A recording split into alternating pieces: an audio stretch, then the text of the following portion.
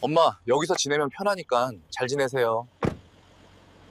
아들은 어머니를 요양원에 두고 뒤도 돌아보지 않고 떠났습니다. 차로 30분을 달렸을 때 전화벨이 울렸습니다. 어머님 주머니에서 100억 원이 나왔습니다. 아들은 미친 듯이 차를 돌렸습니다. 하지만 이미 너무 늦었습니다. 어머니는 조용히 말씀하셨습니다. 엄마! 아! 돈 때문이면 돌아거라.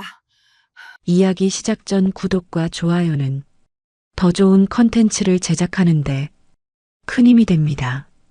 그리고 이야기에 대한 여러분의 생각과 어디서 듣고 계신지 댓글로 남겨서 공유해 주세요.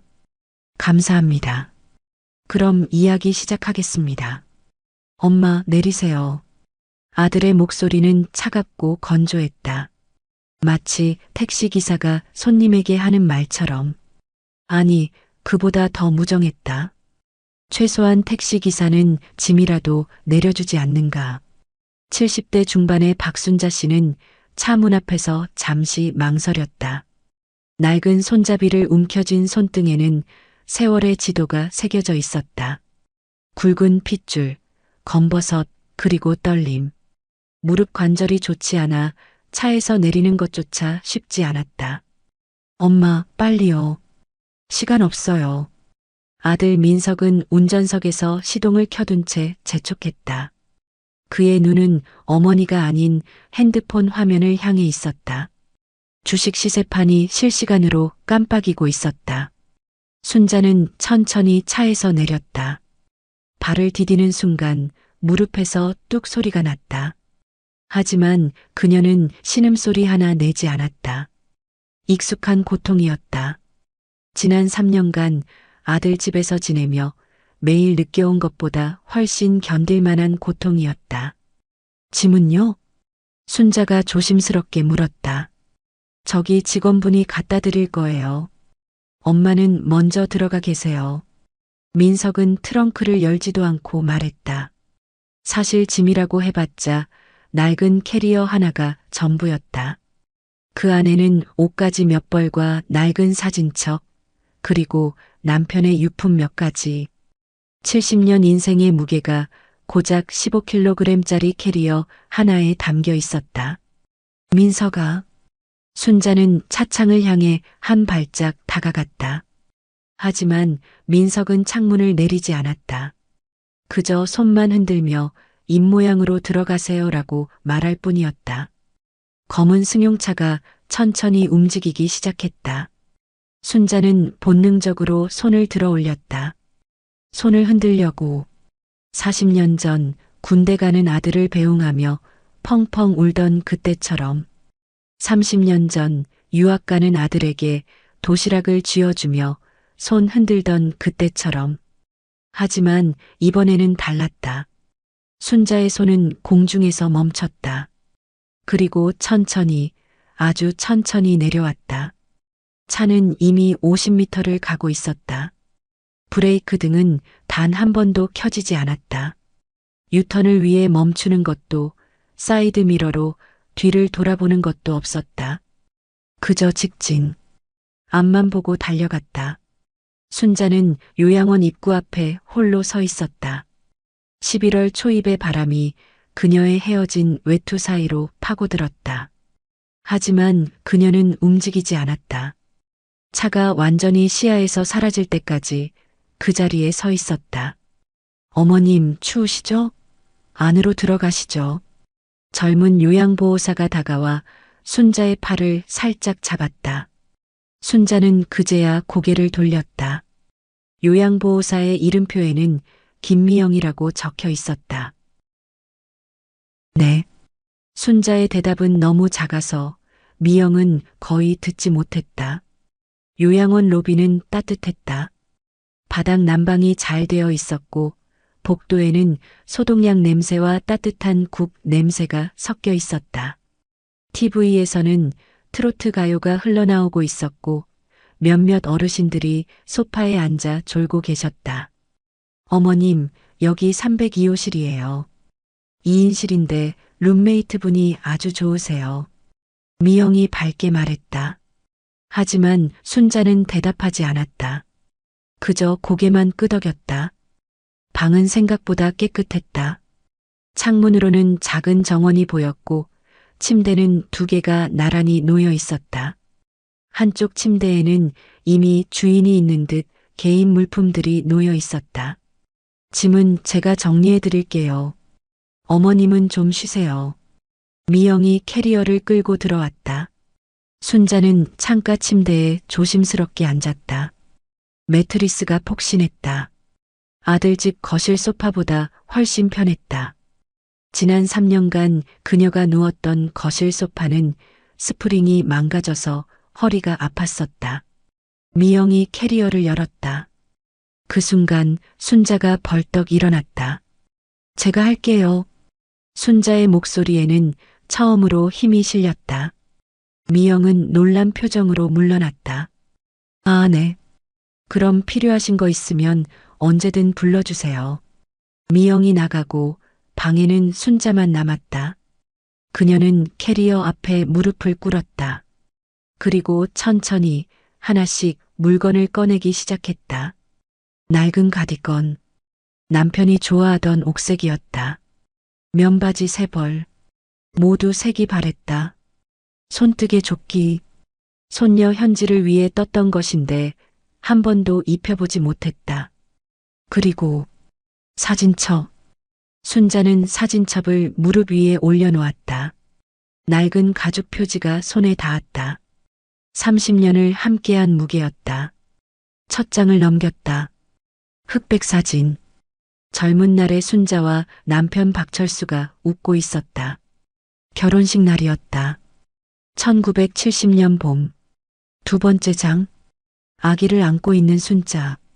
아기는 민석이었다. 통통하고 예쁜 아이였다. 순자는 사진 속 아기의 볼을 손가락으로 쓰다듬었다. 이렇게 예뻤는데. 순자의 입에서 중얼거림이 흘러나왔다. 3번째, 4번째. 사진을 넘길 때마다 아들은 자라고 있었다. 초등학교 입학식, 중학교 수학여행, 고등학교 졸업식, 대학교 입학식, 그리고 마지막 장. 아들의 결혼식 사진. 순자는 한복을 입고 환하게 웃고 있었다. 그날 그녀는 세상에서 가장 행복한 엄마였다. 그땐 정말 행복했는데. 순자는 사진첩을 덮었다. 더 이상 넘기고 싶지 않았다. 그 이후의 사진은 없었다. 며느리는 시어머니와 사진 찍는 것을 좋아하지 않았으니까. 순자는 캐리어 바닥을 더듬었다. 그리고 작은 나무 상자를 꺼냈다. 손바닥만 한 크기의 자개 장식 상자.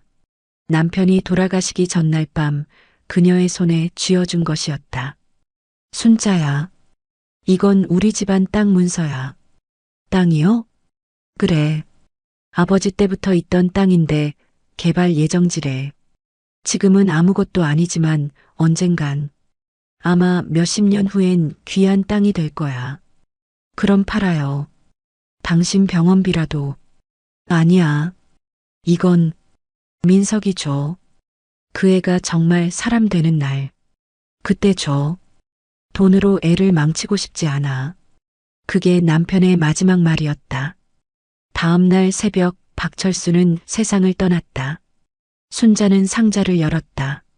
안에는 봉투 하나가 들어 있었다. 30년 동안 단 한 번도 열어보지 않은 봉투. 하지만 오늘은 달랐다. 순자는 봉투를 꺼냈다. 그리고 천천히 뜯었다. 안에는 토지 신탁 계약서와 작은 금고 열쇠, 그리고 남편의 손글씨가 담긴 메모가 있었다. 이 땅은 지금 5천만 원 정도 가치가 있습니다. 하지만 2025년쯤이면 신도시 개발로 최소 100억 원의 가치를 가질 것입니다. 민서가 이 돈으로 내가 정말 하고 싶은 일을 해라. 하지만 그 전에 내 엄마에게 잘해드려라. 돈보다 중요한 게 효도란다. 순자의 손이 떨렸다. 100억? 그녀는 몰랐다. 지난 30년간 자신이 그토록 큰 재산을 품고 살았다는 것을, 그리고 더 몰랐다. 오늘 바로 이 순간 그 돈이 무용지물이 되었다는 것을. 순자는 봉투를 다시 접었다. 그리고 외투 안주머니 깊숙이 넣었다. 이젠 필요 없구나. 그녀의 목소리에는 슬픔이 아닌 묘한 평온함이 담겨 있었다. 창밖으로 해가 지고 있었다. 요양원 정원의 나무들이 길게 그림자를 드리웠다. 어디선가 저녁 식사 준비하는 소리가 들려왔다. 순자는 침대에 누웠다. 천장을 바라봤다. 낯선 천장이었다. 하지만 이상하게도 마음이 편했다. 땡땡땡 저녁 식사 종소리가 복도에 울려 퍼졌다. 순자는 눈을 떴다. 언제 잠들었는지 모르겠다. 창밖은 이미 어두웠다. 어머님, 저녁 식사 시간이에요. 미영이 문을 두드렸다. 순자는 천천히 일어났다. 무릎이 뻐근했다. 네, 지금 가요. 식당은 1층에 있었다. 20여 명의 어르신들이 둥근 테이블에 둘러앉아 계셨다. 대부분 80대 이상으로 보였다. 순자는 가장 젊은 축에 속했다. 여기 앉으세요, 어머님. 미영이 창가 테이블로 안내했다. 이미 3분의 할머니가 앉아 계셨다. 새로 오셨어요? 앞자리 할머니가 물었다. 인자한 얼굴이었다. 네, 오늘 왔습니다. 순자가 작게 대답했다. 나는 이정숙이에요. 여기 온 지 5년 됐어요. 이분은 박영애 씨, 저분은 김말순 씨. 정숙이 옆 사람들을 소개했다. 모두 고개를 끄덕이며 웃었다. 저녁 식사가 나왔다. 보리밥, 된장찌개, 나물 반찬, 생선구이. 소박하지만 따뜻한 밥상이었다. 아드님이 모셔다 드렸어요? 영희가 물었다. 순자는 숟가락을 든 채 멈칫했다. 네. 부러워라. 우리는 다 혼자 택시 타고 왔는데. 말순이 웃으며 말했다. 하지만 그 웃음에는 쓸쓸함이 배어 있었다. 아드님 잘 됐나 봐요? 차가 좋던데. 정숙이 넌지시 물었다. 그냥 보통이에요. 순자는 더 이상 대답하고 싶지 않았다. 다행히 할머니들도 더 묻지 않았다. 대신 자신들의 이야기를 시작했다. 내 아들은 캐나다에 있어요. 1년에 한 번 올까 말까 해요. 그래도 낫지. 내 딸은 서울인데 석 달째 안 와. 전화라도 해요? 가끔. 바쁘다고 하더라고. 순자는 밥을 먹으며 할머니들의 이야기를 들었다. 모두 비슷했다. 자식들에게 버려진 사람들. 아니, 자식들이 감당할 수 없어서 이곳에 온 사람들. 식사를 마치고 방으로 돌아왔다. 룸메이트는 아직 돌아오지 않았다. 순자는 다시 침대에 누웠다. 그리고 문득 지난 3년이 떠올랐다. 3년 전 순자는 아들 집으로 이사했다. 혼자 살던 집이 너무 컸고 건강도 좋지 않았기 때문이다. 아들은 처음에는 반겼다. 엄마, 우리 집에서 같이 살아요. 현지도 좋아할 거예요. 하지만 며느리 수진의 표정은 달랐다. 억지로 지은 미소 뒤로 불편함이 역력했다. 처음 한 달은 괜찮았다. 순자는 조심스럽게 생활했다. 아침 일찍 일어나 청소를 했고 식사 준비를 도왔다. 손녀 현지의 학교 준비물도 챙겨줬다. 하지만 2달째부터 달라졌다. 어머님, 청소는 제가 할게요. 어머님이 하시면 안 하던 데까지 하셔서 피곤하세요. 수진의 말에는 가시가 돋쳐 있었다. 어머님, 반찬은 건강 생각해서 제가 만들 거예요. 어머님, 손맛은 너무 짜요. 어머님, TV 소리 좀 줄여주세요. 현지 공부에 방해돼요. 하나씩 순자의 자리는 좁아졌다. 6개월째 순자는 거실 소파에서 자기 시작했다. 방은 손님방 하나뿐이었고 그마저도 수진의 친정어머니가 오실 때 필요했기 때문이다. 엄마, 잠깐만요. 조금만 참으세요. 민석은 그렇게 말했다. 하지만 잠깐은 3년이 되었다. 1년째 순자는 아무 말도 하지 않게 되었다. 말을 하면 눈치가 보였다. 며느리의 표정이, 아들의 한숨이 두려웠다. 2년째 순자는 투명인간이 되었다. 아침에 일어나도 인사받지 못했다. 저녁 식사 때도 대화에 끼지 못했다. 그저 밥만 먹고 거실로 돌아갔다. 3년째 순자는 짐이 되었다. 엄마 때문에 우리가 여행도 못 가요. 어머님 병원비가 만만치 않아요. 언제까지 이렇게 살아야 해요? 며느리의 목소리는 점점 커졌다. 그리고 어느 날 민석이 말했다. 엄마, 요양원 알아봤어요. 그게 일주일 전이었다. 순자는 눈을 떴다. 눈가가 젖어 있었다. 언제 울었는지 모르겠다. 여보, 순자는 중얼거렸다. 우리 아들, 사람 안 됐어요. 미안해요. 외투 주머니에서 봉투가 만져졌다. 100억? 남편이 아들을 위해 남긴 마지막 선물. 하지만 순자는 알고 있었다. 이 돈을 주는 순간 그것은 효도가 아니라 거래가 될 것이라는 것을, 아들이 돌아오는 것은 엄마 때문이 아니라 돈 때문일 것이라는 것을. 이젠 필요 없어. 순자는 봉투를 꺼냈다. 그리고 베갯니 속에 깊숙이 넣었다. 창밖으로 달이 떠올랐다. 요양원은 조용했다. 어디선가 할아버지의 기침 소리가 들렸다. 순자는 이불을 덮었다. 그리고 30년 만에 처음으로 정말 깊은 잠에 빠져들었다. 이곳에서는 짐이 아니었다. 눈치 보지 않아도 됐다. 그것만으로도 충분히 편안했다. 검은 승용차는 고속도로에 진입했다. 민석의 손은 핸들을 꽉 쥐고 있었지만 그의 마음은 이미 사무실로 향해 있었다. 오후 3시 회의, 5시 투자자 미팅, 저녁 7시 골프 약속. 휴? 민석은 한숨을 내쉬었다. 그리고 룸미러를 힐끗 쳐다봤다. 요양원은 이미 저 멀리 작아지고 있었다. 어머니의 모습은 보이지 않았다. 이게 최선이야. 민석은 스스로에게 말했다. 엄마도 저기가 더 편할 거야. 전문 간호사들이 있고 또래 어르신들도 있고 우리 집보다 훨씬 나아. 하지만 그의 목소리에는 확신이 없었다. 그저 자신을 설득하려는 변명에 가까웠다. 핸드폰이 울렸다. 아내 수진이었다. 여보, 다 됐어? 응, 지금 돌아가는 중이야. 휴, 다행이다. 이제 좀 숨통이 트이겠네. 어머님 계시는 동안 정말 힘들었어. 수진의 목소리에는 안도감이 가득했다. 그래도 우리 엄만데. 민석이 작게 말했다. 하지만 수진은 단호했다. 당신은 몰라. 내가 얼마나 스트레스 받았는지. 집에서 발소리 하나도 못 내고 살았어. 현지도 맨날 할머니 눈치 보고.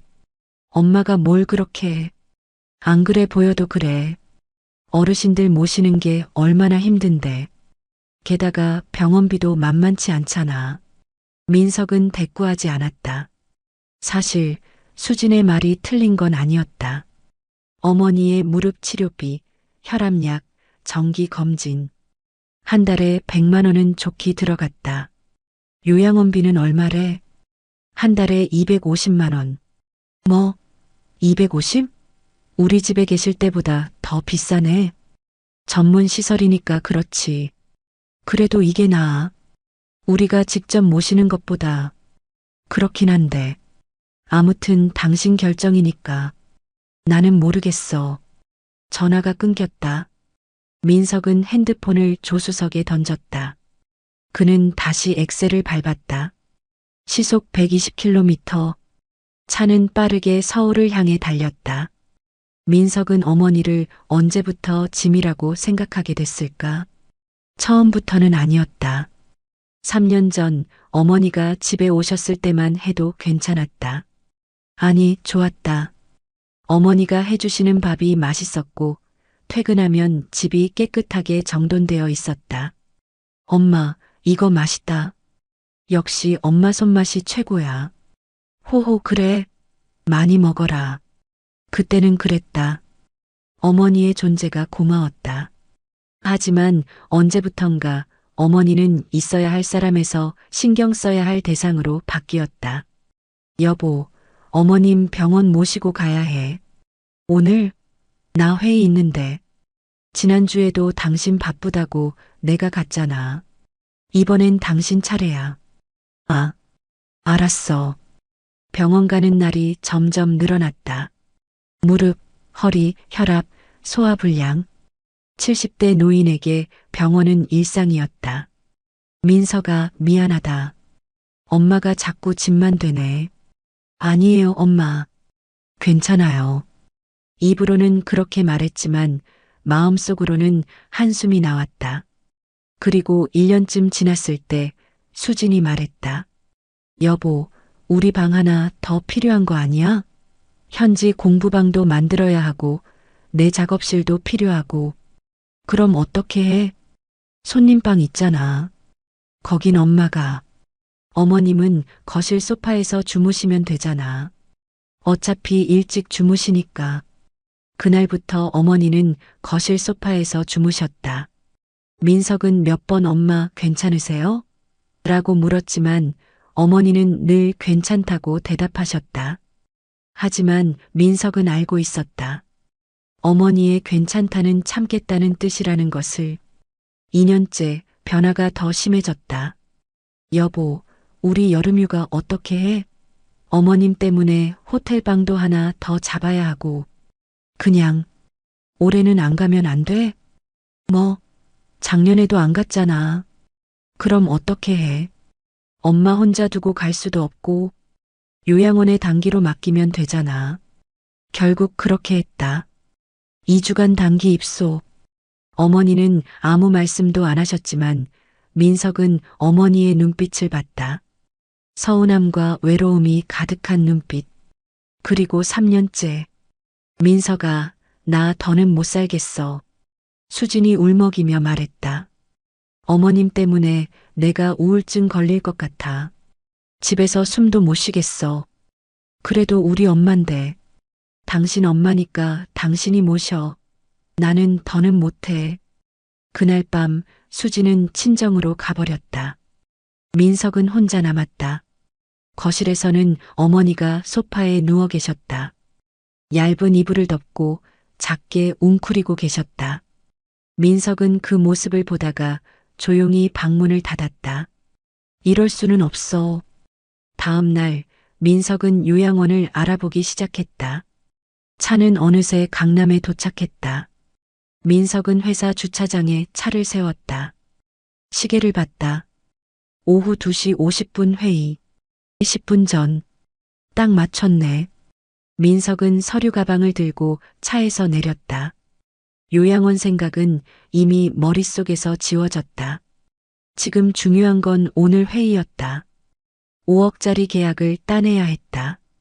엘리베이터를 타고 12층으로 올라갔다. 사무실 문을 열자 직원들이 분주히 움직이고 있었다. 이사님, 회의 준비 다 됐습니다. 그래, 고생했어. 민석은 회의실로 들어갔다.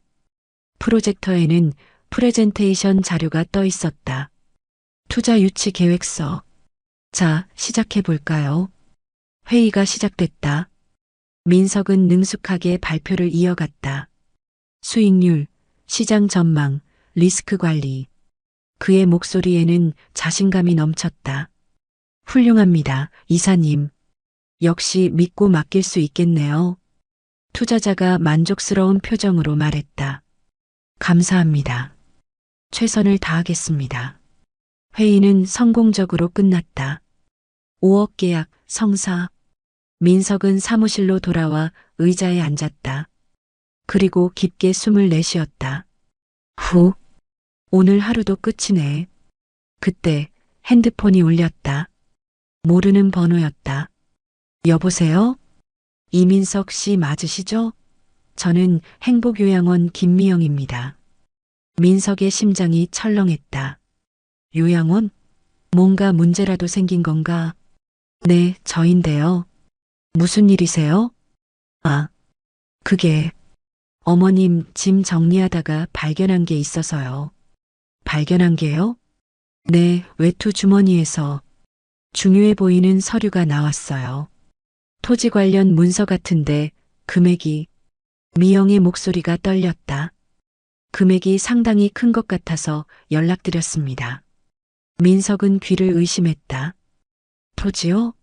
얼마나 큰데요? 서류에 적힌 평가액이 100억 원이라고 나와 있어요.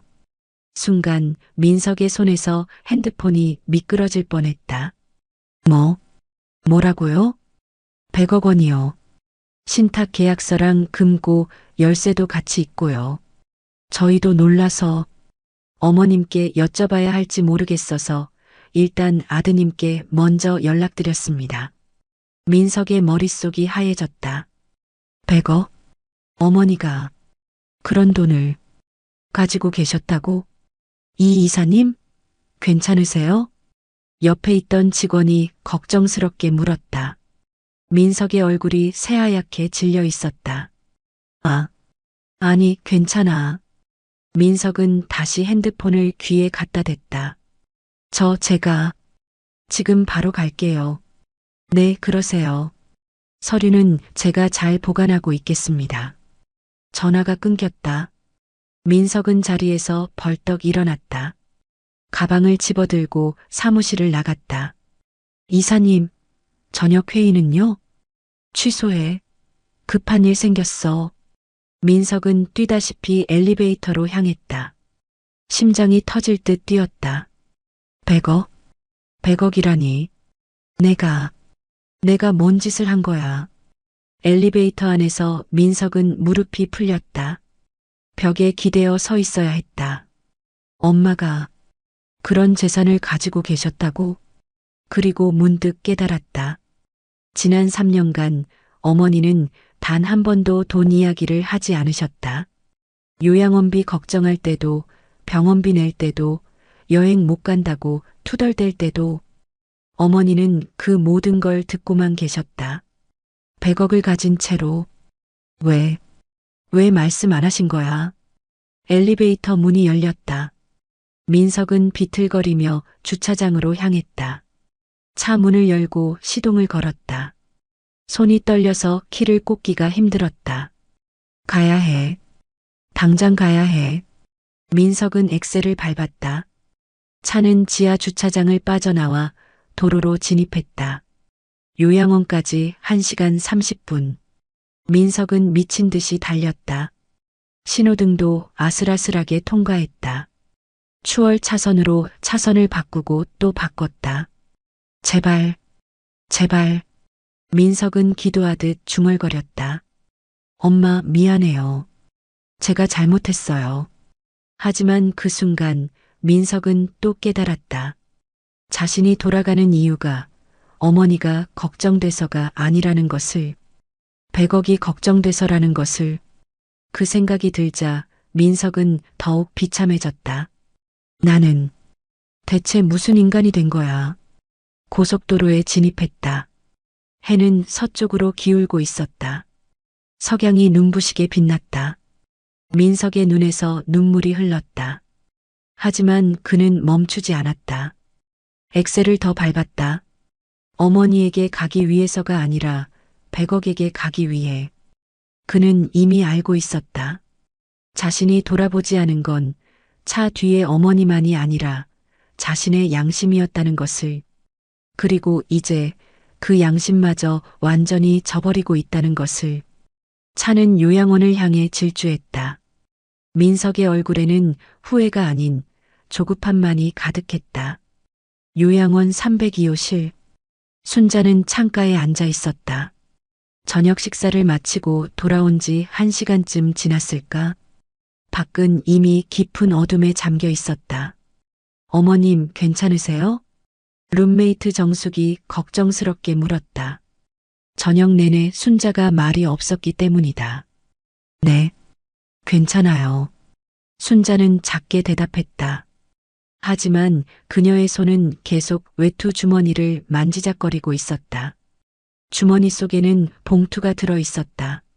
30년을 함께한 그 봉투. 정숙은 더 이상 묻지 않고 자리에 누웠다. 곧 잔잔한 코 고는 소리가 들려왔다. 순자는 조심스럽게 외투를 집어들었다. 그리고 주머니에서 봉투를 꺼냈다. 낡은 봉투. 겉면에는 남편의 손글씨가 희미하게 남아 있었다. 민석에게. 세 글자. 순자는 봉투를 가슴에 안았다. 그리고 눈을 감았다. 30년 전 그날이 떠올랐다. 1995년 12월 24일. 크리스마스 이브. 남편 철수는 병원 침대에 누워 있었다. 말기 간암. 의사는 길어야 일주일이라고 했다. 순자야. 철수의 목소리는 가늘었다. 한때 우렁차던 목소리는 온데간데 없었다. 왜요, 여보? 순자는 남편의 손을 꽉 잡았다. 얼음장처럼 차가운 손이었다. 미안해. 아무것도 못 남겨줘서. 무슨 소리예요? 당신이 있는 게 제일 큰 재산인데. 아니야. 난 정말 못난 남편이야. 철수의 눈에서 눈물이 흘렀다. 40년을 살았는데 남긴 거라곤 낡은 집 한 채뿐이야. 민석이 대학 졸업하고 취직할 때까지도 보지 못하고 당신은 최선을 다했어요. 그걸로 충분해요. 순자는 남편의 눈물을 닦아줬다. 하지만 그녀 자신도 울고 있었다. 순자야, 서랍 열어봐. 빨간 상자. 순자는 일어나 병실 서랍을 열었다. 자개 장식이 있는 작은 나무 상자가 있었다. 이거요? 그래. 가져와.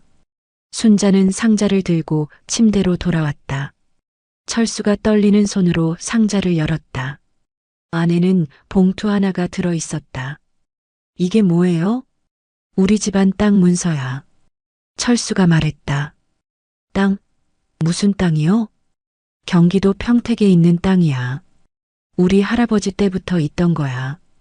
900평? 순자는 놀랐다. 그런 땅이 있었어요? 왜 진작 말 안 했어요? 아무도 몰랐어.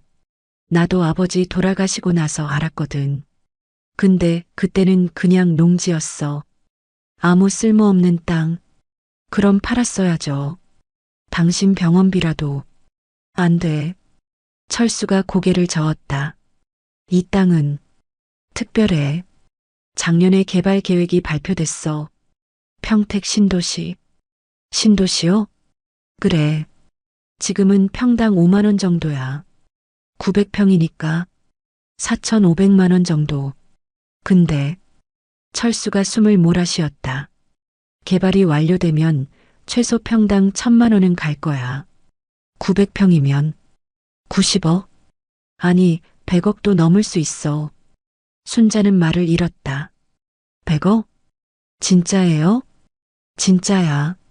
내가 부동산 전문가한테 확인받았어. 이 땅은 개발구역 정중앙이야. 상업지구로 편입될 거래. 그럼 빨리 팔아서 당신 치료라도. 안 돼. 철수가 힘주어 말했다. 이 땅은 민석이 줘야 해. 왜요?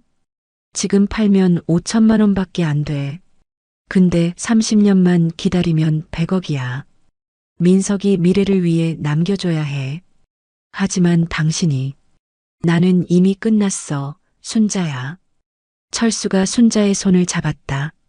내가 살 수 있는 건 기껏해야 일주일.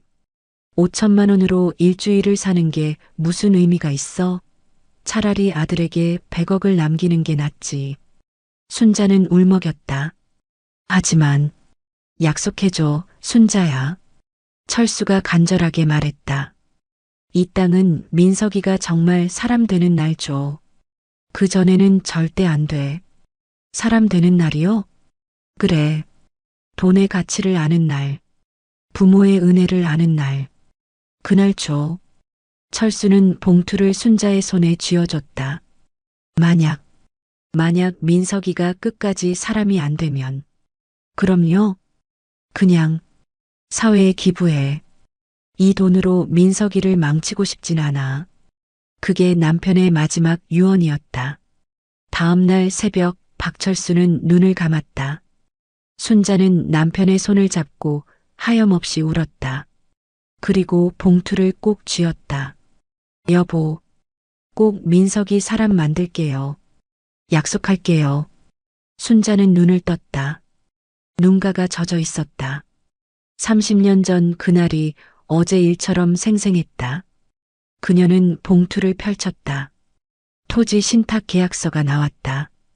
평택 신도시 개발구역 A-15블록. 지목 상업용지. 면적 900평 2,975이. 평가액 약 100억 원. 2025년 기준. 순자는 계약서를 천천히 읽었다. 그리고 남편이 손수 쓴 메모를 다시 펼쳤다. 민석아, 이 땅은 내 할아버지, 증조할아버지 때부터 우리 집안이 지켜온 마지막 재산이다. 아버지가 너에게 남기는 유산이자 숙제다. 이 돈으로 내가 정말 하고 싶은 일을 하고 정말 되고 싶은 사람이 되거라. 하지만 그 전에 내 어머니에게 효도해라. 돈보다 중요한 게 부모의 은혜란다. 이걸 잊지 마라. 순자는 메모를 접었다. 그리고 조용히 중얼거렸다. 여보, 우리 아들 사람 안 됐어요. 그녀의 목소리에는 분노도 원망도 없었다. 그저 깊은 체념만이 있었다. 순자는 30년을 기다렸다. 처음 10년은 희망이었다. 민석이 대학을 졸업하고 취직했다. 좋은 회사에 들어갔고 승진도 빠르게 했다. 순자는 뿌듯했다. 우리 아들 잘 되고 있구나. 곧 사람 될 거야. 그때는 그렇게 믿었다. 민석이 결혼했다. 예쁜 며느리를 데려왔다. 순자는 기뻤다. 이제 가정도 꾸렸으니 더 성숙해질 거야. 손녀 현지가 태어났다. 순자는 너무 행복했다. 이제 아버지가 됐으니 부모 마음을 알겠지. 하지만 10년이 지나도 민석은 변하지 않았다. 다음 10년은 인내였다. 민석은 더 바빠졌다. 일 때문에, 돈 때문에, 승진 때문에. 어머니와의 통화는 점점 줄어들었다. 엄마 미안해요. 바빠서 다음에 전화할게요. 엄마 지금 회의 중이에요. 나중에요. 엄마 주말에 약속 있어서 다음에 봬요. 순자는 참았다. 아들이 바쁜 거야. 이해해야지. 남편의 봉투는 여전히 서랍 깊숙이 있었다. 순자는 가끔 꺼내서 들여다봤다. 아직이야. 아직 때가 안 됐어. 20년이 지났다. 순자는 혼자 살고 있었다. 건강이 나빠졌다. 무릎이 아팠고 혈압이 높아졌다. 엄마, 병원 다녀오세요. 제가 다음 주에 갈게요. 하지만 민석은 오지 않았다. 순자는 혼자 병원에 갔다. 혼자 약을 먹었다. 혼자 아팠다. 그리고 25년째. 엄마, 우리 집에 오세요. 민석의 제안이었다. 순자는 눈물을 흘렸다. 드디어 우리 아들이 사람이 됐구나. 하지만 그건 착각이었다. 민석의 집에서 3년. 그 3년은 지옥이었다. 눈치, 무시, 외로움. 순자는 매일 봉투를 만졌다. 아직 기다려보자. 분명 좋아질 거야. 하지만 좋아지지 않았다. 오히려 더 나빠졌다. 그리고 오늘 30년 만에 순자는 깨달았다. 아들은 끝내 사람이 되지 못했다는 것을. 이젠 필요 없어. 순자는 봉투를 다시 외투 주머니에 넣었다. 그리고 외투를 옷장 깊숙이 넣었다. 100억? 보통 사람들에게는 평생 만질 수 없는 돈. 하지만 순자에게는 그저 무거운 짐이었다. 30년간 품고 있던 희망의 무게, 그리고 오늘 완전히 부서진 기대의 무게. 순자는 옷장 문을 닫았다. 그리고 중얼거렸다. 여보, 미안해요. 약속 지키지 못했어요. 우리 아들, 끝내 사람 안 됐어요. 그녀의 목소리는 떨렸다. 하지만 이 돈은 줄 수 없어요. 이 돈을 주는 순간 그건 효도가 아니라 거래가 될 테니까. 순자는 침대에 앉았다. 차라리 이 돈으로 다른 사람들 도울래요. 어려운 사람들, 우리처럼 자식한테 버림받은 노인들. 그 사람들한테 쓸게요. 그녀의 결심은 확고했다. 30년을 기다렸다. 30년을 희망했다. 30년을 믿었다. 하지만 이제 모든 게 끝났다. 엄마는 이제 짐이 아니야. 순자는 혼잣말을 했다. 적어도 여기서는. 그녀는 침대에 누웠다. 천장을 바라봤다. 외투 주머니에 있던 무게가 사라졌지만 이상하게도 마음은 더 가벼웠다. 이제 그만 기다려도 되는구나. 30년의 기다림, 30년의 희망, 30년의 실망. 모두 끝났다. 순자는 눈을 감았다. 깊은 잠이 밀려왔다. 같은 시각 고속도로. 민석의 차는 미친 듯이 달리고 있었다. 시속 140km. 과속이었다. 하지만 그는 멈출 수 없었다. 100억, 100억. 그 숫자만이 머릿속을 맴돌았다. 엄마가 왜 그 돈을 숨긴 거야? 왜 말 안 한 거야? 민석은 이해할 수 없었다. 3년간 자신의 집에서 지내면서 왜 단 한 번도 그 돈 이야기를 하지 않았을까? 병원비 낼 때도, 요양원비 걱정할 때도, 여행 못 간다고 할 때도 어머니는 침묵했다. 100억을 품은 채로 혹시 나를 시험한 건가?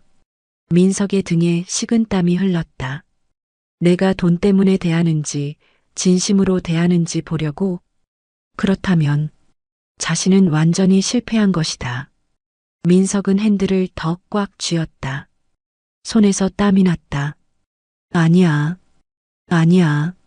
아직 늦지 않았어. 그는 스스로를 다독였다. 엄마한테 가서 사과하면 돼. 잘못했다고, 미안하다고. 그럼 용서해 주실 거야. 하지만 민석은 알고 있었다. 자신이 돌아가는 이유가 용서를 구하기 위해서가 아니라는 것을, 100억을 지키기 위해서라는 것을. 그래도 일단 가자. 일단 가서 어떻게든 해보자. 민석은 엑셀을 더 밟았다. 차는 어둠 속을 질주했다. 멀리 요양원의 불빛이 보이기 시작했다. 민석의 심장은 미친 듯이 뛰었다. 엄마, 잠깐만요. 제가 갈게요. 하지만 그 순간 민석은 문득 깨달았다. 어머니가 정말 원하는 게 무엇인지. 100억이 아니라 아들의 진심이었다는 것을. 그리고 자신에게는 그 진심이 없다는 것을. 민석의 눈에서 눈물이 흘렀다. 하지만 그는 멈추지 않았다. 요양원으로, 어머니에게로, 아니 100억에게로. 차는 계속 달렸다. 어둠 속에서 민석의 양심도 함께 달려가고 있었다. 점점 더 멀리, 돌이킬 수 없는 곳으로. 요양원 주차장에 차가 급정거했다. 민석은 차에서 뛰어내렸다. 현관문을 박차고 들어갔다. 어머니, 어머니 어디 계세요? 그의 목소리는 다급했다. 하지만 그 다급함이 걱정 때문인지 욕심 때문인지 민석 자신도 알 수 없었다. 아니, 알고 싶지 않았다. 그는 복도를 뛰기 시작했다. 302호실을 향해. 그의 발소리가 조용한 요양원 복도에 울려 퍼졌다. 마치 양심을 짓밟는 소리처럼. 어머님, 어머님. 민석의 목소리가 요양원 복도에 울려 퍼졌다. 밤 9시가 넘은 시각, 조용해야 할 시간이었다. 손님, 조용히 해주세요.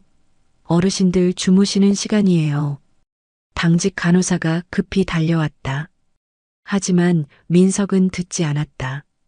302호실이 어딥니까? 제 어머니 계신 방. 아, 박순자 어머님 아드님이시죠? 이쪽입니다. 간호사가 앞장서서 복도를 걸었다. 민석은 그 뒤를 바짝 따라갔다. 심장이 터질 듯 뛰었다. 302호실. 문 앞에 도착했다. 민석은 손을 들어 문을 두드렸다. 엄마, 엄마 나야. 안에서는 아무 소리도 들리지 않았다. 어머님은 주무시는 것 같은데요. 내일 아침에 다시 오시는 게 안 돼요. 지금 당장 봐야 해요. 민석이 다급하게 말했다. 간호사는 난처한 표정을 지었다. 그래도 제발이요. 중요한 일이에요. 민석의 눈에는 절박함이 가득했다. 간호사는 한숨을 쉬고 문을 조심스럽게 열었다. 방 안은 어두웠다. 작은 야간등만이 희미하게 켜져 있었다. 창가 침대에 어머니가 누워 계셨다. 고요하게, 평화롭게. 민석은 침대로 다가갔다. 그리고 무릎을 꿇었다. 엄마. 그의 목소리는 떨렸다. 하지만 순자는 눈을 뜨지 않았다. 깊은 잠에 빠져 계셨다. 어머님, 내일 아침에 오세요. 지금은 간호사가 속삭였다. 민석은 고개를 끄덕였다. 어쩔 수 없었다. 네, 알겠습니다. 민석은 일어섰다. 하지만 발이 떨어지지 않았다. 어머니의 얼굴을 바라봤다. 30년 전보다 훨씬 늙으신 얼굴. 주름이 깊게 패인 얼굴. 하지만 이상하게도 표정은 평화로웠다. 민석은 가슴이 먹먹했다. 엄마, 이렇게 편안한 표정은 언제 봤더라. 문득 깨달았다. 아들 집에서 지낼 때는 어머니가 단 한 번도 이런 표정으로 주무신 적이 없었다는 것을. 늘 불안해 보였다. 늘 조심스러워 보였다. 늘 눈치를 보셨다. 하지만 지금은 달랐다. 마치 짐을 내려놓은 것처럼. 아드님? 간호사가 조용히 불렀다. 민석은 정신을 차렸다. 네, 나갑니다. 민석은 방을 나왔다. 문이 조용히 닫혔다. 복도에 혼자 남았다. 민석은 벽에 기댔다. 다리에 힘이 풀렸다. 100억? 그 생각이 다시 머리를 채웠다. 어머니가 그 돈을 가지고 계셨다니. 민석은 주머니에서 핸드폰을 꺼냈다. 요양원 직원 김미영의 전화번호가 저장되어 있었다. 전화를 걸었다. 여보세요? 저 이민석입니다. 아까 전화 주셨던. 아, 네. 어머님 만나셨어요? 지금 주무세요. 그런데 그 서류 말인데요. 민석의 목소리가 낮아졌다. 지금 어디 있습니까? 사무실 금고에 보관하고 있습니다. 내일 아침에 어머님께 직접 전달하려고요. 아, 네. 민석은 안도의 한숨을 쉬었다. 적어도 서류는 안전한 곳에 있었다. 혹시 제가 먼저 볼 수 있을까요? 그건 어머님 소유물이니까 어머님 허락을 받으셔야. 제 아버지가 남긴 거예요. 저도 볼 권리가 있지 않습니까? 민석의 목소리에 강압이 섞였다. 미영은 잠시 망설였다. 알겠습니다. 잠깐만 기다리세요. 전화가 끊겼다. 5분 후 미영이 복도로 나왔다. 손에 봉투를 들고 있었다. 여기 있습니다. 하지만 가져가시면 안 돼요. 여기서만 보세요. 네, 감사합니다. 민석은 봉투를 받아들었다. 손이 떨렸다. 30년 전 아버지가 남긴 것. 30년간 어머니가 지켜온 것. 그리고 오늘 자신이 발견한 것. 민석은 봉투를 열었다. 토지 신탁 계약서가 나왔다. 평택 신도시 개발구역 A-15블록. 지목 상업용지. 면적 900평 2975이. 계약자 박철수 사망. 승계인 박순자. 평가액 약 100억 원 2025년 기준. 민석의 눈이 커졌다. 정말이었다. 100억? 농담이 아니었다. 그리고 다음 페이지. 아버지의 손글씨. 민석아, 이 땅은 내 할아버지, 증조할아버지 때부터 우리 집안이 지켜온 마지막 재산이다. 민석은 글을 읽어 내려갔다. 한 글자 한 글자. 아버지가 너에게 남기는 유산이자 숙제다. 가슴이 뛰었다. 이 돈으로 내가 정말 하고 싶은 일을 하고 정말 되고 싶은 사람이 되거라. 눈시울이 뜨거워졌다. 하지만 그 전에 내 어머니에게 효도해라. 민석의 손이 떨렸다. 돈보다 중요한 게 부모의 은혜란다. 이걸 잊지 마라. 마지막 문장이었다. 민석은 편지를 내려놓았다. 그리고 벽에 등을 기댔다. 아버지. 30년 전 아버지는 알고 계셨던 것이다. 돈이 사람을 망칠 수 있다는 것을. 그래서 조건을 달았던 것이다. 어머니에게 효도하는 사람만이 이 돈을 가질 자격이 있다. 민석은 고개를 떨궜다. 자신은 그 자격이 없었다. 아버지가 돌아가신 후 30년. 어머니를 얼마나 소홀히 대했는가. 전화도 제대로 안 하고, 명절에도 바쁘다며 늦게 가고, 3년간 함께 살면서도 거실 소파에서 주무시게 하고, 그리고 오늘 요양원에 모셔다 드리고 뒤도 안 돌아보고 떠났다. 나는 자격이 없어. 민석의 눈에서 눈물이 흘렀다. 아드님 괜찮으세요? 미영이 걱정스럽게 물었다. 네, 괜찮습니다. 민석은 눈물을 닦았다. 그리고 봉투를 미영에게 돌려줬다. 잘 보관해 주세요. 네, 그러겠습니다. 미영이 봉투를 받아들고 사무실로 돌아갔다. 민석은 혼자 복도에 남았다. 창문 밖으로 달이 보였다. 환하게 빛나는 보름달. 민석은 창가로 다가갔다. 그리고 달을 바라봤다. 아버지, 저 자격 없습니다. 그의 마음속에서 목소리가 들렸다. 그래도 엄마한테 돌아가야 해. 하지만 다른 목소리도 들렸다. 정말 엄마 때문에? 아니면 100억 때문에? 민석은 머리를 흔들었다. 아니야. 나는 엄마가 걱정돼서. 정말로. 하지만 그 목소리는 거짓말처럼 들렸다. 민석은 주저앉았다. 복도 바닥에. 그리고 울었다. 소리 없이 조용히. 30년간 잃어버린 것들이 떠올랐다. 아버지와의 마지막 대화. 민석아, 아버지 말 꼭 기억해라. 엄마 잘 모셔라.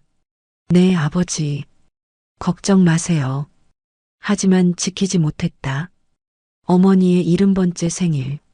민석아, 오늘 엄마 생일인데. 아, 미안해요. 회사에 급한 일이 생겨서 그날도 가지 못했다. 3년 전 어머니가 집에 오셨을 때, 엄마, 우리 집에 오세요. 편하게 지내세요. 처음 한 달은 진심이었다. 하지만 2달째부터는 짐이 되었다. 그리고 오늘 완전히 버렸다. 나는 대체 뭐가 된 거야? 민석은 자신이 너무 초라했다. 100억? 그 돈이 있어도 자신은 가난한 사람이었다. 마음이 가난한 사람, 효심이 가난한 사람, 인간성이 가난한 사람. 아드님, 여기서 주무실 건 아니시죠? 당직 간호사가 다가와 물었다. 아, 아닙니다. 민석은 일어났다. 몸이 무겁게 느껴졌다. 로비에 소파 있으니까 거기서 쉬세요. 아침 되면 어머님 깨실 거예요. 감사합니다. 민석은 로비로 내려갔다. 소파에 앉았다. 시계를 봤다. 밤 10시 아침까지 8시간 긴 밤이었다. 민석은 핸드폰을 꺼냈다. 아내 수진에게 문자를 보냈다. 여보, 요양원에서 하룻밤 자고 갈게. 내일 아침에 엄마 보고 갈 거야. 답장이 왔다. 왜? 무슨 일 있어? 민석은 잠시 망설였다. 그리고 답장했다. 응. 중요한 일. 내일 얘기할게. 알았어. 조심히 와. 전화를 내려놓았다. 민석은 천장을 바라봤다. 내일 엄마한테 뭐라고 말하지? 미안하다고? 용서해달라고? 그리고 그 돈을 달라고? 안 돼. 그렇게는 안 돼. 하지만 민석은 알고 있었다. 자신의 마음 깊은 곳에 그 욕심이 도사리고 있다는 것을. 100억? 평생 한 번도 만져보지 못할 돈. 그 돈이 눈앞에 있다. 어머니가 가지고 계신다. 그냥 조금만 잘하면 되는 거 아니야? 그 생각이 스멀스멀 올라왔다. 미안하다고 하고 앞으로 잘한다고 하고 그럼 엄마가 주시겠지? 민석은 고개를 저었다. 아니야. 그건 아니야. 나는 진심으로 엄마한테 사과하고 싶은 거야. 하지만 그 진심이 얼마나 진실한지 민석 자신도 확신할 수 없었다. 시간이 흘렀다. 밤 11시 로비는 조용했다. 민석만이 소파에 앉아 있었다. 문득 현관문이 열렸다. 50대 중반쯤 되어 보이는 남자가 들어왔다. 손에는 과일 바구니를 들고 있었다. 늦은 시간에 죄송합니다. 어머니 면회 가능할까요? 당직 간호사가 고개를 저었다. 지금은 면회 시간이 아닙니다. 내일 아침에 오세요. 아, 그렇군요. 남자는 실망한 표정을 지었다. 그리고 민석이 앉아 있는 소파로 왔다. 여기 앉아도 될까요? 네, 그러세요. 남자가 앉았다. 잠시 침묵이 흘렀다. 어머님 면회 오셨어요? 남자가 먼저 말을 걸었다. 네, 그렇습니다. 저도요. 근데 너무 늦게 와버렸네요. 남자가 쓸쓸히 웃었다. 어머니 여기 계신 지 얼마나 되셨어요? 민석이 물었다. 3년 됐어요. 제가 모시고 살 수가 없어서요.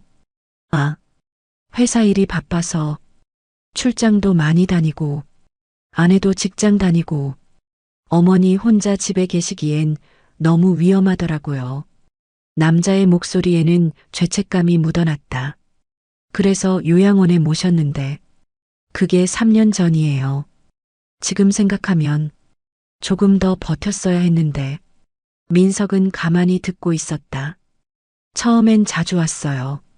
일주일에 한 번씩. 근데 점점 바빠지더라고요. 한 달에 한 번, 2달에 한 번. 지금은 몇 개월에 한 번? 남자가 손으로 얼굴을 감싸쥐었다. 오늘 어머니 생신이에요. 근데 저는 까먹고 있었어요. 저녁 먹다가 아내가 말해줘서 알았어요. 그래서 부랴부랴 과일 사들고 왔는데 면회 시간이 끝났네요. 나는 정말 못난 자식이에요. 민석은 아무 말도 할 수 없었다. 남자의 이야기가 바로 자신의 이야기 같았기 때문이다. 근데 이상한 게 뭔지 아세요? 남자가 민석을 바라봤다. 제가 여기 올 때마다 어머니는 항상 웃으세요. 괜찮다, 바쁜데 왔구나, 고맙다 그러세요. 한 번도 서운하다는 말씀 안 하세요. 남자의 눈에 눈물이 맺혔다. 그게 더 미안해요. 차라리 서운하다고 자주 오라고 그러시면 제가 덜 괴로울 것 같은데. 민석의 가슴이 먹먹해졌다. 엄마도 그러셨지. 3년간 단 한 번도 서운하다는 말씀을 하지 않으셨다. 괜찮다, 민석아. 바쁘지?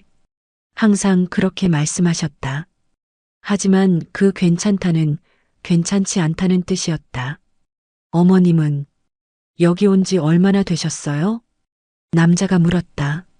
오늘 왔습니다. 아, 오늘이요? 그럼 적응하시기 힘드실 텐데. 네. 민석은 더 이상 말을 잇지 못했다. 남자는 한숨을 쉬고 일어났다. 전 그냥 갈게요. 내일 아침 일찍 다시 와야겠어요. 어머님, 편히 주무세요. 남자가 과일 바구니를 당직실에 맡기고 나갔다. 현관문이 닫혔다. 민석은 혼자 남았다. 그리고 생각했다. 저 사람은 그래도 어머니 생신을 기억했어. 자신은 어떤가? 어머니 생신이 언제인지도 가물가물했다. 4월? 5월? 민석은 핸드폰을 꺼내 달력을 확인했다. 5월 3일. 어머니 생신. 이미 7개월이 지났다. 올해도 안 갔구나. 민석은 핸드폰을 내려놓았다. 그리고 눈을 감았다. 나는 정말 최악의 자식이구나. 새벽 1시, 2시, 3시. 민석은 잠을 이룰 수 없었다. 계속 생각했다. 백어, 어머니, 효도, 위선, 모든 것이 뒤섞였다. 새벽 4시, 민석은 소파에서 일어났다. 그리고 3층으로 올라갔다. 302호실 앞. 문 앞에 섰다. 안에서는 아무 소리도 들리지 않았다. 민석은 문에 손을 댔다. 엄마, 미안해요. 그는 조용히 중얼거렸다.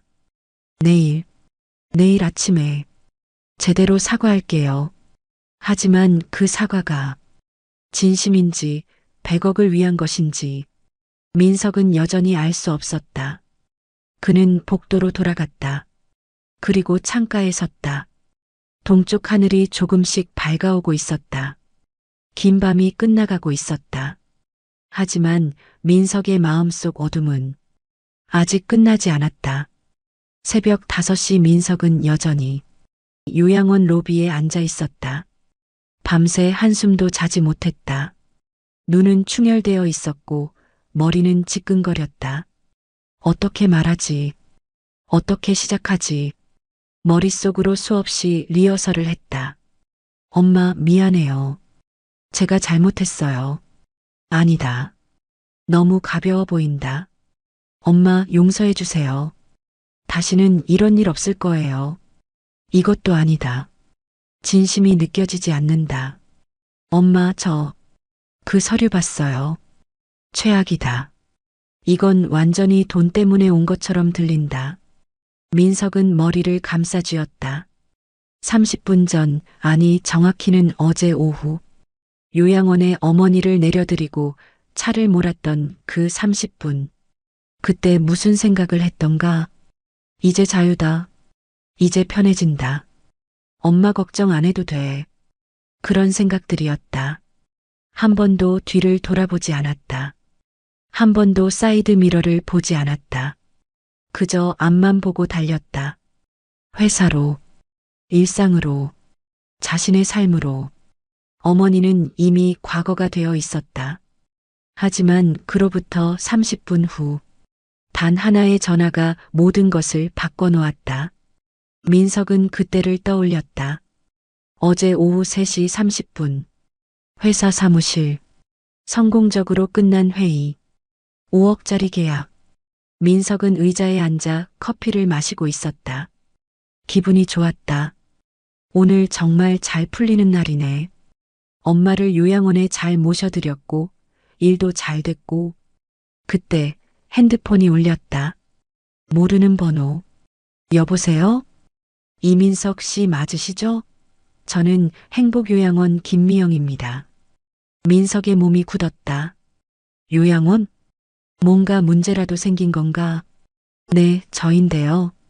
무슨 일이세요? 아, 그게... 미영의 목소리가 떨렸다. 어머님 짐 정리하다가 발견한 게 있어서요. 발견했다고요? 네, 외투 주머니에서 봉투가 나왔는데요. 민석은 별 생각 없이 들었다. 편지인가? 아니면 오래된 사진? 토지 관련 서류 같은데. 금액이. 미영이 숨을 크게 들이마셨다. 100억 원이라고 나와 있어요. 순간 민석의 세계가 멈췄다. 100억? 뭐라고? 죄송하지만 다시 한번 말씀해 주시겠어요? 민석의 목소리가 떨렸다. 토지 신탁 계약서예요. 평택 신도시 개발 구역 땅인데 평가액이 약 100억 원이라고 적혀 있어요. 민석은 의자에서 벌떡 일어났다. 주변 직원들이 놀라서 쳐다봤다. 진짜요? 농담 아니죠? 네, 진짜예요. 저희도 깜짝 놀랐어요. 이런 경우는 처음이라서 어떻게 해야 할지 몰라서 일단 아드님께 연락드렸습니다. 민석의 머리가 하얘졌다. 100억? 어머니가 그런 돈을 가지고 계셨다고? 그 서류 지금 어디 있습니까? 사무실 금고에 안전하게 보관하고 있습니다. 내일 아침에 어머님께 전달하려고요. 아, 네. 제가 지금 바로 갈게요. 네, 그러세요. 전화가 끊겼다. 민석은 그 자리에 멍하니 서 있었다. 100억? 그 숫자가 머릿속을 가득 채웠다. 이사님, 괜찮으세요? 직원이 걱정스럽게 물었다. 아, 응, 괜찮아. 근데 급한 일이 생겨서 먼저 퇴근할게. 민석은 가방을 집어들었다. 손이 떨렸다. 사무실을 나서는 내내 다리가 후들거렸다. 엘리베이터를 타고 지하 주차장으로 내려갔다. 차에 올라탔다. 시동을 걸었다. 그리고 그 순간 민석은 깨달았다. 자신이 왜 이렇게 급하게 달려가고 있는지. 어머니가 걱정돼서? 아니다. 100억이 걱정돼서였다. 민석은 고개를 저었다. 로비 소파에 앉은 채로 어제의 기억을 떠올리는 것이 괴로웠다. 나는 대체 언제부터 이렇게 됐을까? 언제부터 돈이 가장 중요해졌을까? 언제부터 어머니보다 돈이 앞섰을까? 민석은 30년 전을 떠올렸다. 초등학교 6학년 어머니가 새벽 5시에 일어나 김밥을 싸주시던 날. 민석아, 소풍 잘 다녀와. 엄마, 이거 너무 많아. 친구들한테 놀림받아. 괜찮아. 친구들이랑 나눠 먹어. 그날 김밥은 정말 맛있었다. 친구들도 다 맛있다고 했다. 그때는 몰랐다. 어머니가 그 김밥을 만들기 위해 새벽 3시에 일어나셨다는 것을. 중학교 2학년. 학원비가 없어서 어머니가 파트타임 일을 시작하셨다. 엄마, 괜찮아요? 너무 힘드신 거 아니에요? 괜찮아. 엄마는 건강해. 너만 공부 열심히 해. 어머니의 손은 거칠어져 갔다. 세제에 찬물에 시달린 손. 하지만 민석은 그저 공부만 했다. 어머니의 고생은 보지 못했다. 고등학교 3학년. 대학 입시. 민석아, 원하는 대학 가렴. 돈 걱정은 하지 마. 근데 엄마, 등록금이. 엄마가 알아서 할게. 너는 공부만 해. 나중에 알았다. 어머니가 집을 담보로 대출을 받으셨다는 것을. 그렇게 민석은 대학에 갔다. 좋은 대학, 좋은 학과, 그리고 졸업 후 좋은 직장. 민석은 성공했다. 연봉 1억, 강남의 아파트, 외제차, 모든 것이 있었다.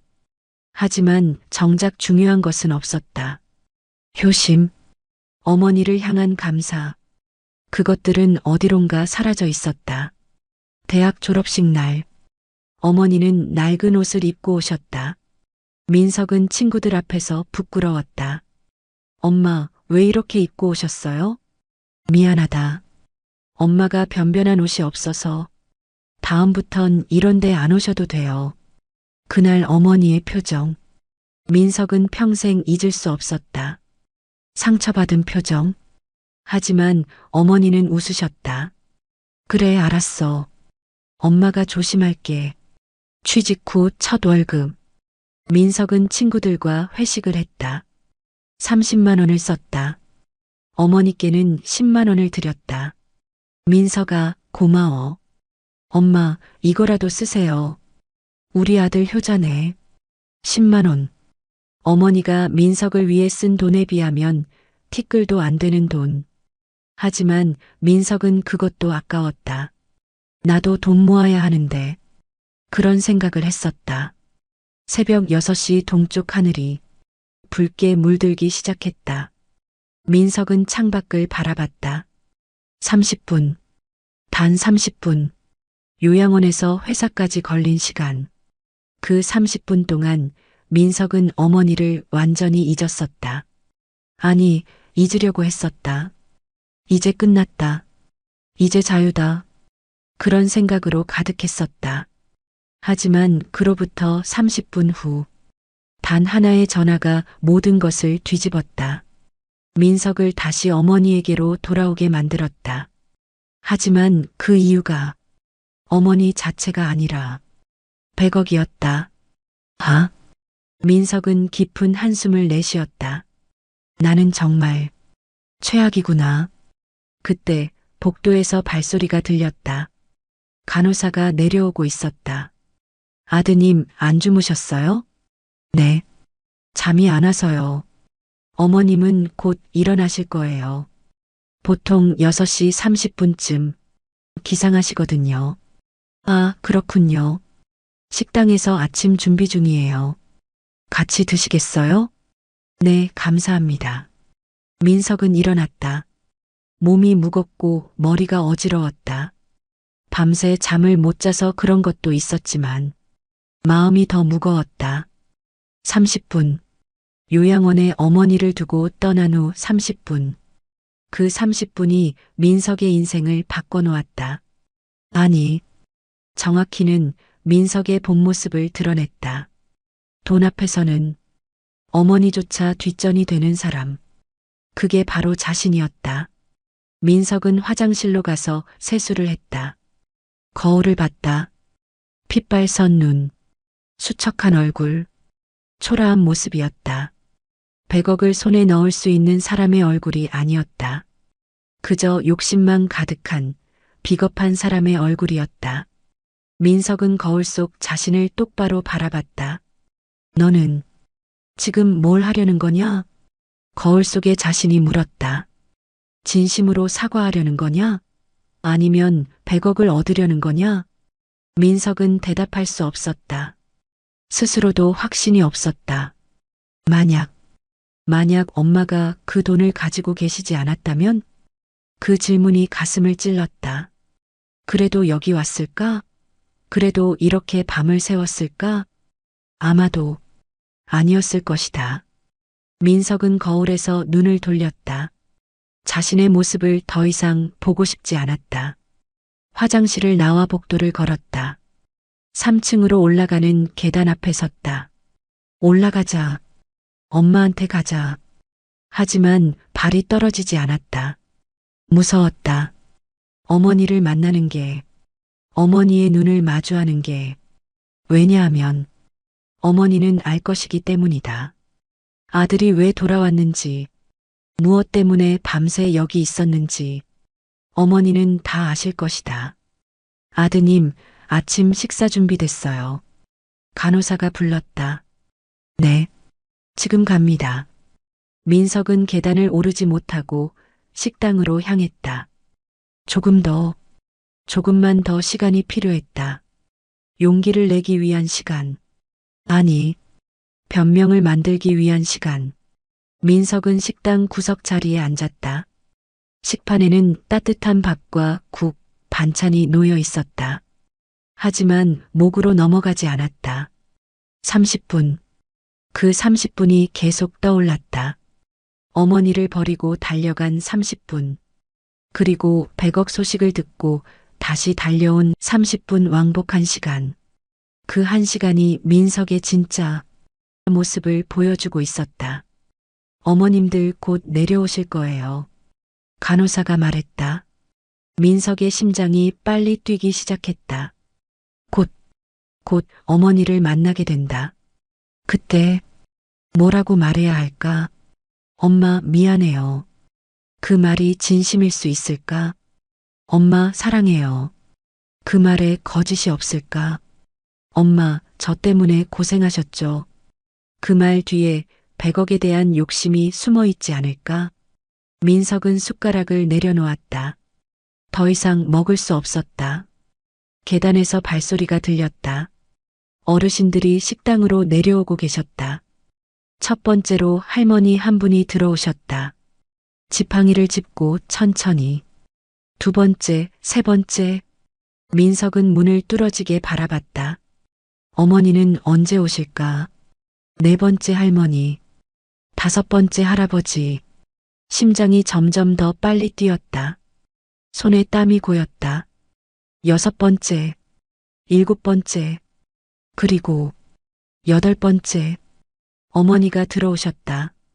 민석의 숨이 멎었다.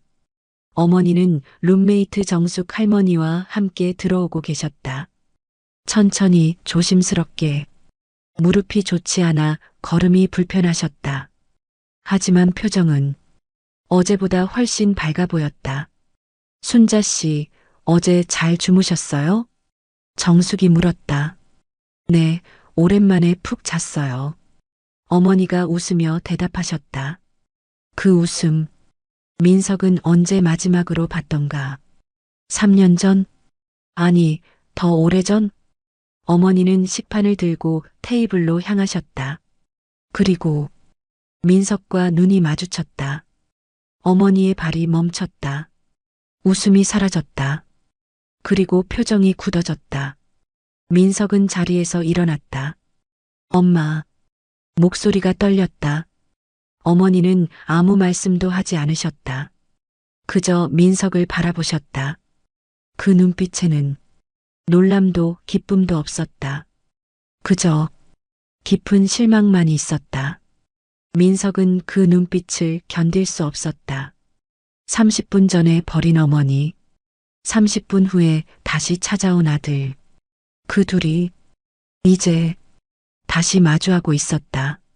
하지만 그 사이의 거리는 30분보다 훨씬 멀었다.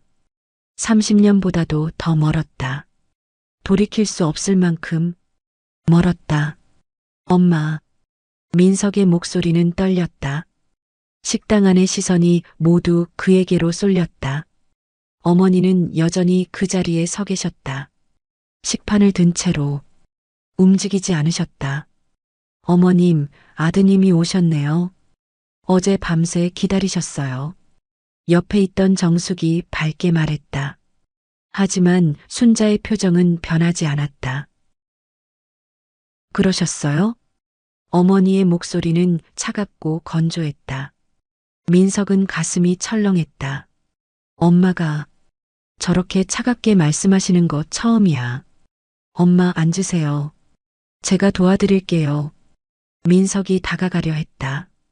하지만 어머니는 손을 들어 제지했다. 괜찮아요. 혼자 할 수 있어요. 순자는 천천히 테이블로 걸어갔다. 민석이 앉아있던 자리에서 가장 먼 곳, 창가 구석 자리에 앉으셨다. 민석은 그 자리에 멍하니 서 있었다. 엄마가 나를 피하시는 거야? 정숙이 순자 옆에 앉으며 작게 속삭였다. 순자 씨, 아드님이 밤새 기다리셨대요. 얼마나 걱정하셨으면. 아니에요. 순자가 조용히 말했다. 걱정해서 온 게 아니에요. 그 말은 작았지만 식당 안의 정적 속에서 민석의 귀까지 들렸다. 민석의 얼굴이 하얗게 질렸다. 엄마가 알고 계셔. 그렇다. 어머니는 알고 계셨다. 아들이 왜 돌아왔는지, 무엇 때문에 밤을 새웠는지. 민석은 다가갔다. 어머니 앞 테이블에 섰다. 엄마, 저 밥 먹어요. 순자는 민석을 쳐다보지도 않고 말했다. 식사 시간이에요. 방해하지 말아요. 하지만 돌아가요. 어머니의 목소리에 힘이 실렸다. 민석은 할 말을 잃었다. 주변 어르신들이 수군거리기 시작했다. 저 젊은 사람이 누구야? 아드님인가 봐. 그런데 왜 저러지? 사이가 안 좋은가? 민석은 창피했다. 하지만 그보다 더 큰 감정이 있었다. 죄책감. 그리고 두려움. 엄마가 정말 화나신 거야. 민석은 자리로 돌아왔다. 앉았다. 하지만 밥은 먹을 수 없었다. 어머니는 조용히 식사를 하셨다. 한 숟가락 한 숟가락. 천천히 규칙적으로. 하지만 민석은 알 수 있었다. 어머니도 먹고 싶지 않으신 것을, 그저 평정을 유지하기 위해 애쓰고 계신 것을. 식사 시간이 끝났다. 어르신들이 하나둘 자리에서 일어났다. 어머니도 일어나셨다. 엄마, 민석이 불렀다. 순자는 멈췄다. 하지만 돌아보지는 않으셨다. 할 말 있어요. 제발, 얘기 좀 해요. 무슨 얘기? 어머니의 목소리는 여전히 차가웠다. 그게, 민석은 말을 잇지 못했다. 뭐라고 말하지? 미안하다고? 용서해달라고? 아니면, 돈 얘기부터? 할 말 없으면 됐어요. 순자가 걷기 시작했다. 엄마, 잠깐만요. 민석이 어머니 앞을 막아섰다. 순자는 고개를 들어 아들을 바라봤다. 그 눈빛. 민석은 가슴이 무너지는 것 같았다. 실망, 체념, 그리고 슬픔. 비켜요, 민석아. 엄마, 정말 미안해요. 뭐가? 제가 잘못했어요. 어제 그냥 가서. 그래서? 어머니의 물음은 날카로웠다. 뭐가 잘못됐는데? 엄마를 그냥 두고 가서. 그게 전부야? 순자의 목소리가 높아졌다. 정말 그게 전부야? 그것만 잘못한 거야? 민석은 입을 다물었다. 어머니는 알고 계셨다. 아들의 진짜 잘못이 무엇인지. 3년이야. 3년. 순자의 목소리가 떨렸다. 내 집에서 3년을 살았어. 거실 소파에서, 눈치 보면서, 짐처럼. 엄마, 한 번이라도, 단 한 번이라도, 내가 엄마한테 사랑해요 했어? 고마워요 했어? 민석은 대답할 수 없었다. 없어. 한 번도 없어. 순자의 눈에서 눈물이 흘렀다. 그런데 지금 와서 미안하다고? 왜? 무엇 때문에? 엄마, 정말. 봉투 때문이지. 순자가 단호하게 말했다. 100억 때문이지. 민석의 얼굴이 새하얗게 변했다. 아니에요. 거짓말하지 마. 순자가 민석을 똑바로 바라봤다. 요양원에서 전화 왔지? 엄마 주머니에서 서류 나왔다고. 그래서 달려온 거지? 100억 때문에. 엄마 때문이 아니라. 민석은 고개를 숙였다. 부인할 수 없었다. 그게 진실이었으니까. 엄마, 죄송해요. 이제 와서 사과는. 순자가 민석을 지나쳐 걸었다. 필요 없어. 엄마. 민석이 어머니의 팔을 잡았다. 제발 한 번만 용서해 주세요. 정말 잘못했어요. 순자는 팔을 뿌리쳤다. 용서? 그녀가 쓸쓸히 웃었다. 내가 뭘 용서해? 내 욕심을? 내 위선을? 내 거짓을? 엄마, 너는 변하지 않아, 민석아. 순자의 목소리에는 깊은 체념이 묻어났다. 30년 전에도, 지금도 똑같아. 아니에요. 저 정말 내 아버지가 돌아가셨을 때. 순자가 말을 이었다. 장례식장에서 내가 뭐라고 했는지 기억해? 민석은 얼어붙었다. 엄마, 아버지 유산 얼마나 남기셨어요? 순자의 목소리가 떨렸다. 아버지 시신 앞에서. 그게 내가 한 첫마디였어. 민석은 아무 말도 할 수 없었다. 기억났다. 그때 자신이 정말 그랬다. 그때도 너는 돈이 먼저였어. 아버지 슬픔보다, 엄마 슬픔보다. 엄마, 저는, 그리고 지금도 똑같아. 순자가 민석을 바라봤다. 너는 변하지 않았어. 30년이 지나도. 민석의 눈에서 눈물이 흘렀다. 미안해요. 정말 미안해요. 미안하다는 말은 이제 지겹다. 순자가 돌아섰다. 돌아가라. 내 집으로. 내 일상으로. 엄마, 제발. 그리고 다시는 오지 마. 순자의 마지막 말이었다. 그녀는 계단으로 향했다. 천천히 무릎을 절뚝이며. 하지만 멈추지 않았다. 민석은 그 자리에 얼어붙어 있었다. 다시는 오지 말라고? 주변 어르신들이 민석을 바라봤다. 동정의 눈빛. 아니, 비난의 눈빛. 저 젊은이 어머니한테 뭘 했길래. 돈 때문이래. 100억? 빼고 요즘 자식들은. 수군거림이 민석의 귀에 꽂혔다. 민석은 식당을 뛰쳐나왔다. 복도로, 현관으로, 밖으로 나갔다. 차가운 아침 공기가 얼굴을 때렸다. 민석은 주차장으로 걸었다. 자신의 차 앞에 섰다. 검은 승용차. 어제 어머니를 태우고 왔던 그 차. 민석은 차에 기댔다. 그리고 무너졌다. 주저앉아 울었다. 소리내어 처음으로. 엄마, 미안해요. 미안해요. 하지만 그 사과는 더 이상 어머니께 닿지 않았다. 얼마나 울었을까. 민석은 눈물을 닦고 일어났다. 차 문을 열고 앉았다. 핸드폰을 꺼냈다. 수진에게 전화를 걸었다. 여보. 응, 어떻게 됐어? 엄마 만났어? 응. 그래서? 뭐래? 괜찮으시래? 민석은 대답하지 못했다. 여보, 왜 그래? 엄마가 나한테 다시 오지 말래. 뭐? 왜? 민석은 한참을 침묵했다. 내가 너무 못됐나 봐. 무슨 소리야? 당신 요양원까지 모셔다 드렸잖아. 그것도 좋은 대로. 그게 아니야. 민석의 목소리가 떨렸다. 나는 정말 최악의 자식이야. 당신 무슨 일 있어?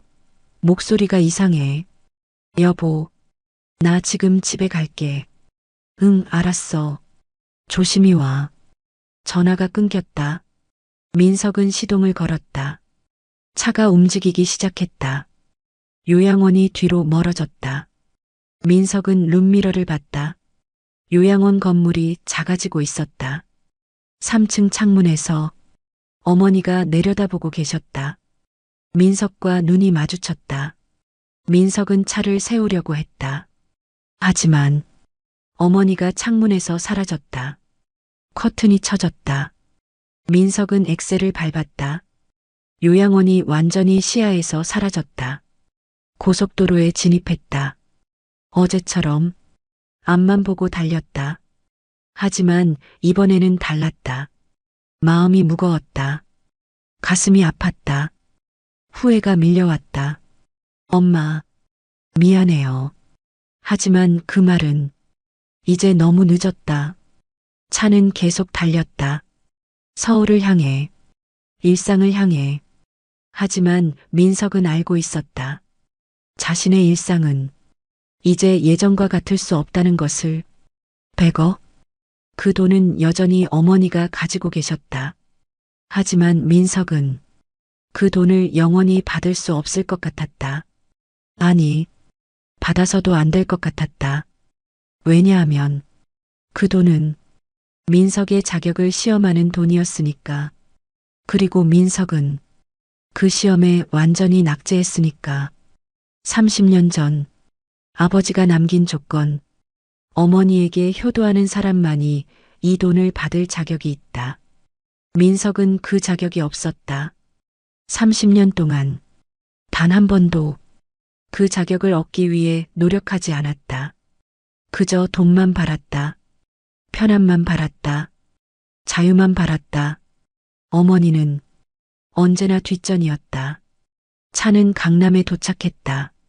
민석은 집 앞에 차를 세웠다. 시동을 껐다. 하지만 내리지 못했다. 집에 들어가면 수진이 물을 것이다. 그래서 그 돈 어떻게 됐어? 민석은 뭐라고 대답해야 할까? 못 받았어. 엄마가 거부하셨어. 왜? 당신 아버지가 남긴 건데? 내가 자격이 없대. 무슨 자격? 당신이 아들인데? 아니다. 수지는 이해하지 못할 것이다. 이 세상 대부분의 사람들도 이해하지 못할 것이다. 하지만 민석은 알았다. 어머니가 옳다는 것을, 자신이 틀렸다는 것을. 민석은 차에서 내렸다. 집 현관문을 열었다. 여보 왔어? 수진이 반갑게 맞았다. 응. 피곤해 보이네. 어머니는 괜찮으셔? 응. 괜찮으셔. 그래서 그 서류는 정말 100억이야? 민석은 소파에 앉았다. 그리고 조용히 말했다. 여보, 나 좀 쉬고 싶어. 나중에 얘기할게. 응, 알았어. 푹 쉬어. 수진이 방으로 들어갔다. 민석은 혼자 남았다. 거실에 딱 3년 전 어머니가 누워 계셨던 그 소파에. 민석은 소파에 누웠다. 어머니가 3년간 누워 계셨던 그 자리에. 그리고 알았다.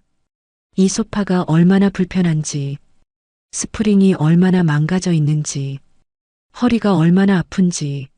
엄마, 3년 동안 매일 밤 이렇게 주무셨구나. 민석은 눈을 감았다. 눈물이 흘렀다. 하지만 이제 돌이킬 수 없었다. 헐레벌떡 돌아왔지만 너무 늦었다. 30년. 아니, 3년. 아니, 어쩌면 단 하루. 어제 하루만이라도 제대로 했더라면 달랐을까? 민석은 알 수 없었다. 다만 한 가지는 확실했다. 자신이 잃어버린 것이 100억이 아니라 어머니였다는 것. 그리고 그것은 돈으로 살 수 없는 것이었다는 것. 3일이 지났다. 민석은 회사에 출근했지만 일이 손에 잡히지 않았다. 회의 시간에도 멍하니 앉아 있었다. 이사님, 괜찮으세요? 직원이 걱정스럽게 물었다. 아, 응, 괜찮아. 하지만 괜찮지 않았다. 머릿속은 온통 어머니 생각뿐이었다. 엄마, 지금 뭐하고 계실까? 아프신 건 아닐까? 밥은 잘 드실까? 그런 생각들이 끊임없이 밀려왔다.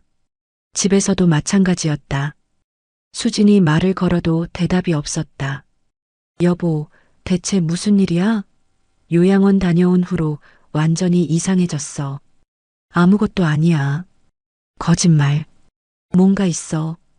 어머니한테 무슨 일 있었어? 민석은 대답하지 않았다. 말할 수 없었다. 100억 얘기도, 어머니가 자신을 거부했다는 것도 모두 부끄러웠다. 4일째 되는 날, 민석은 요양원에 전화를 걸었다. 떨리는 손으로 번호를 눌렀다. 여보세요, 행복요양원입니다. 저 302호실 박순자 어머님 아드님입니다. 아, 네. 무슨 일이세요? 어머니, 어떻게 지내시는지 여쭤보려고요. 잠시 침묵이 흘렀다. 어머님은 잘 지내고 계세요. 혹시 불편하신 건 없으세요? 아니요. 다른 어르신들과도 잘 어울리시고 식사도 잘 하세요. 아, 그렇군요. 혹시 면회 오실 건가요? 민석은 대답하지 못했다. 엄마가 나를 만나주실까? 아니요. 그냥 안부만 여쭤보려고요. 네, 알겠습니다. 전화가 끊겼다. 민석은 핸드폰을 내려놓았다. 가슴이 답답했다. 가야 하나? 말아야 하나? 하지만 어머니의 마지막 말이 떠올랐다. 다시는 오지 마. 민석은 갈 수 없었다. 일주일이 지났다. 민석은 수진에게 털어놓았다. 여보, 사실은. 그리고 모든 것을 말했다. 100억? 아버지의 유언, 어머니의 거부. 수진은 듣고 있다가 벌떡 일어났다. 뭐, 100억? 진짜? 응. 그런데 어머님이 안 주신다고? 그게 아니라 내가 자격이 없대. 무슨 자격? 당신 아버지가 당신 주라고 남긴 건데 조건이 있었어. 엄마한테 효도하는 사람만 받을 수 있다고. 수지는 잠시 생각하더니 말했다. 그럼 지금부터 효도하면 되잖아. 뭐? 어머님한테 잘하면 되잖아. 자주 찾아뵙고 용돈도 드리고 그럼 마음 풀리실 거 아냐? 민석은 고개를 저었다. 그게 그렇게 간단한 게 아니야. 왜? 100억인데? 그 정도 노력할 만하잖아. 여보, 이건 돈 문제가 아니야. 그럼 뭔데?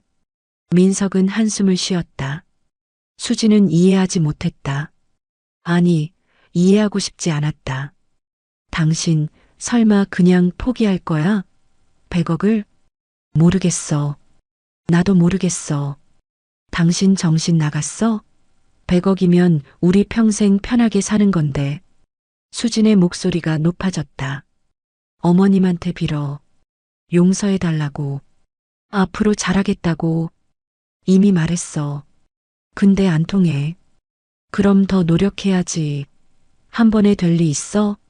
민석은 아무 말도 하지 않았다. 수지는 답답하다는 듯 한숨을 쉬었다. 당신 후회할 거야. 그리고 방으로 들어가 버렸다. 민석은 혼자 남았다. 후회. 이미 하고 있어. 2주가 지났다. 민석은 다시 요양원에 전화를 걸었다. 어머니 상태 어떠세요? 잘 지내고 계세요. 걱정 마세요. 혹시 제 얘기하시나요? 간호사가 잠시 망설였다. 아니요. 한 번도 안 하세요. 민석의 가슴이 무너졌다. 어머니는 자신을 완전히 지우신 것이다. 알겠습니다. 감사합니다. 전화를 끊었다. 그날 밤 민석은 잠을 이룰 수 없었다. 어머니 얼굴이 계속 떠올랐다. 요양원 식당에서 보았던 그 표정. 실망, 체념, 슬픔. 내가 엄마한테 그런 표정을 짓게 만들었구나. 민석은 이불을 걷어찼다. 일어나 거실로 나갔다. 소파에 앉았다. 어머니가 3년간 누워 계셨던 그 소파. 민석은 그 소파를 쓰다듬었다. 엄마, 미안해요. 그때 핸드폰이 울렸다. 밤 11시 누구지? 요양원 번호였다. 민석은 급히 전화를 받았다. 여보세요? 이민석 씨시죠? 저는 행복요양원 당직 간호사입니다. 네, 무슨 일이세요? 어머님께서 오늘 저녁에 결정을 하나 내리셨어요. 결정이요? 네. 저희에게 서류 하나를 맡기셨는데 민석의 심장이 뛰기 시작했다. 그 토지 신탁 계약서요? 네, 맞습니다. 어머님께서 그걸 사회에 기부하기로 결정하셨어요. 뭐라고요? 민석은 자리에서 벌떡 일어났다. 100억을 기부한다고요? 네. 내일 아침에 변호사 선임해서 절차 진행하신다고 하셨어요. 안 돼요. 그건 제 아버지가 저한테 남긴 거예요. 어머님 말씀으로는 아드님이 그걸 받을 자격이 없다고. 자격이요? 제가 아들인데요. 민석의 목소리가 커졌다. 죄송하지만 소유권은 어머님께 있습니다. 어머님 결정이시면 지금 당장 가겠습니다. 아무것도 진행하지 마세요. 민석은 전화를 끊었다. 옷을 집어 입었다. 현관문을 박차고 나갔다. 여보, 어디가? 수진이 방에서 나왔다. 요양원, 엄마가 100억을 기부하려고 해. 뭐? 기부? 지금 가서 막아야 해. 민석은 계단을 뛰어내려갔다. 주차장으로 차에 올라탔다. 시동을 걸었다. 그리고 미친 듯이 달렸다. 밤 11시 30분. 도로는 한산했다. 민석은 과속했다. 신호도 아슬아슬하게 통과했다. 안 돼. 안 돼. 그럴 순 없어. 머릿속이 복잡했다. 100억? 그 돈을 잃을 수는 없었다. 아니, 정확히는 엄마를 잃을 수는 없어. 민석은 자신도 놀랐다. 지금 자신이 달려가는 이유가 돈 때문인지 어머니 때문인지 구분이 되지 않았다. 고속도로에 진입했다. 시속 150km. 차는 어둠을 가르며 달렸다. 민석의 손은 핸들을 꽉 쥐고 있었다. 손에 땀이 났다. 제발, 제발 아직 결정 안 하셨기를. 1시간 후 요양원에 도착했다. 민석은 차에서 뛰어내렸다. 현관문을 열고 들어갔다. 어머니, 어머니 어디 계세요? 당직 간호사가 놀라서 나왔다. 아드님, 조용히 해주세요. 302호실, 제 어머니. 민석은 계단을 뛰어 올라갔다. 3층, 302호실. 문을 두드렸다. 엄마, 엄마. 안에서 불이 켜졌다. 문이 열렸다. 룸메이트 정숙이 나왔다. 누구세요? 이 밤중에. 제 어머니, 박순자. 순자 씨는 주무시는데요. 민석은 정숙을 밀치고 들어갔다. 어머니가 침대에서 일어나 앉아 계셨다. 민석아? 엄마. 민석이 어머니에게 달려갔다. 무릎을 꿇었다. 엄마, 제발, 제발 그러지 마세요. 무슨 소리야? 기부, 100억 기부하지 마세요. 순자의 표정이 굳어졌다. 누가 얘기했어? 간호사가 전화했어요. 엄마, 제발, 돌아가. 안 돼요. 그 돈은 제 거예요. 아버지가 저한테 남긴 거라고요. 민석의 목소리가 떨렸다. 순자는 아들을 바라봤다. 그 눈빛은 차갑고 단호했다. 내거, 자격도 없는 내가, 자격, 제가 노력할게요. 앞으로 정말 잘할게요. 이제 와서, 엄마, 제발. 민석은 어머니의 손을 잡았다. 한 번만 기회를 주세요. 순자는 손을 뿌리쳤다. 민석아. 그녀의 목소리는 단호했다. 나는 이미 결정했어. 엄마, 이 돈은 너한테 줄 수 없어. 왜요? 왜 안 돼요? 내가 이 돈을 받는 순간, 순자가 천천히 말했다. 넌 더 이상 내 아들이 아니야. 그냥 돈을 받은 사람이 될 뿐이야. 민석은 말을 잃었다. 그리고 나는 순자의 목소리가 떨렸다. 그렇게 내 아들을 잃고 싶지 않아. 엄마, 차라리 이 돈을 포기하는 게 나아. 그래야 넌 언젠가 진짜 사람이 될 수 있을지도 모르니까. 순자는 침대에서 일어났다. 옷장을 열었다. 그리고 봉투를 꺼냈다. 이게 뭔지 알아? 내 아버지가 남긴 마지막 말이야. 순자가 봉투를 민석에게 내밀었다. 읽어봐.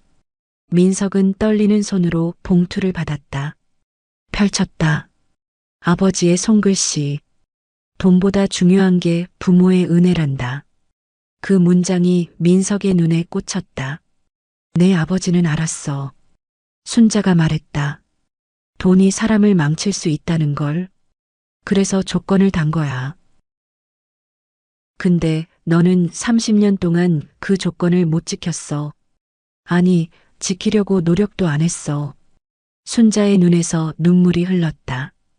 그러니까 이제 이 돈은 내 거가 아니야. 엄마, 제발 돌아가라, 민석아. 순자가 마지막으로 말했다. 그리고 다시는 이 돈 때문에 오지 마라. 민석은 무릎을 꿇은 채 얼어붙었다. 어머니는 다시 침대에 누우셨다. 등을 돌리셨다. 나가. 그 한마디가 전부였다. 민석은 일어났다. 비틀거리며 문 밖으로 나왔다. 복도에 섰다. 그리고 그 자리에서 무너졌다. 벽에 기대어 주저앉았다. 30년. 30년간 기다린 유산. 날아갔다. 하지만 민석은 깨달았다. 잃은 게 돈이 아니라는 것을, 어머니였다는 것을, 그리고 그것은 돈으로 살 수 없는 것이었다는 것을. 민석은 복도에서 밤새 울었다. 소리 없이, 조용히. 하지만 그 눈물은 더 이상 어머니께 닿지 않았다. 새벽 5시 민석은 요양원 로비에 앉아 있었다. 밤새 한숨도 자지 못했다. 눈은 퉁퉁 부어 있었고 얼굴은 창백했다. 나는 정말 끝이구나. 모든 것을 잃었다. 어머니, 100억, 그리고 자존심. 아니, 자존심은 진작에 없었다. 민석은 핸드폰을 꺼냈다. 수진에게 문자가 와 있었다. 어떻게 됐어? 어머님 설득했어? 민석은 답장하지 않았다. 뭐라고 말해야 할까? 실패했어. 엄마가 끝까지 안 준대.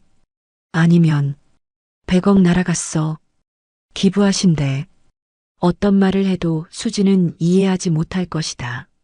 민석은 핸드폰을 주머니에 넣었다. 그리고 창밖을 바라봤다. 동쪽 하늘이 조금씩 밝아오고 있었다. 새로운 하루가 시작되고 있었다. 하지만 민석에게는 아무 의미가 없었다. 오전 7시 어르신들이 하나둘 식당으로 내려오기 시작했다. 민석은 로비 구석에 숨듯이 앉아 있었다. 어머니와 마주치고 싶지 않았다.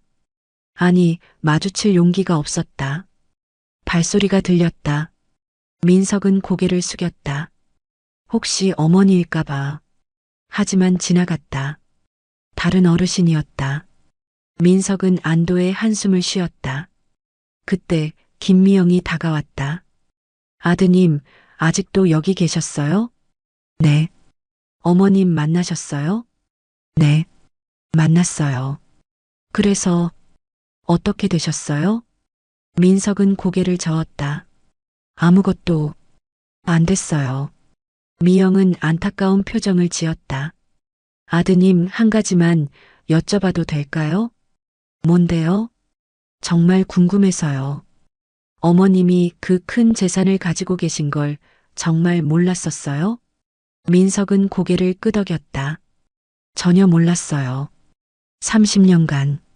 그럼 어머님은 왜 그걸 숨기셨을까요? 민석은 잠시 생각했다. 아마 저를 시험하신 것 같아요. 시험이요? 네. 돈이 없어도 저한테 잘할 수 있는지, 진심으로 효도할 수 있는지.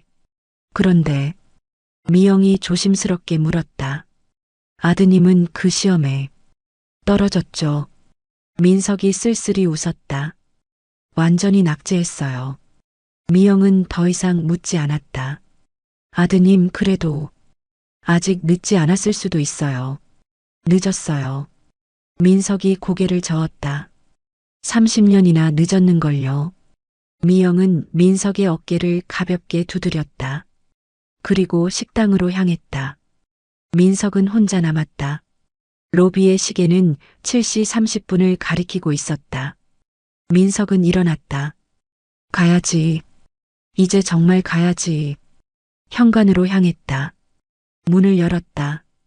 바깥은 차가웠다. 11월의 아침 공기. 민석은 주차장으로 걸었다. 자신의 차 앞에 섰다. 그리고 뒤를 돌아봤다. 요양원 건물이 보였다. 3층 창문. 어머니가 계신 곳. 민석은 그 창문을 한참 바라봤다.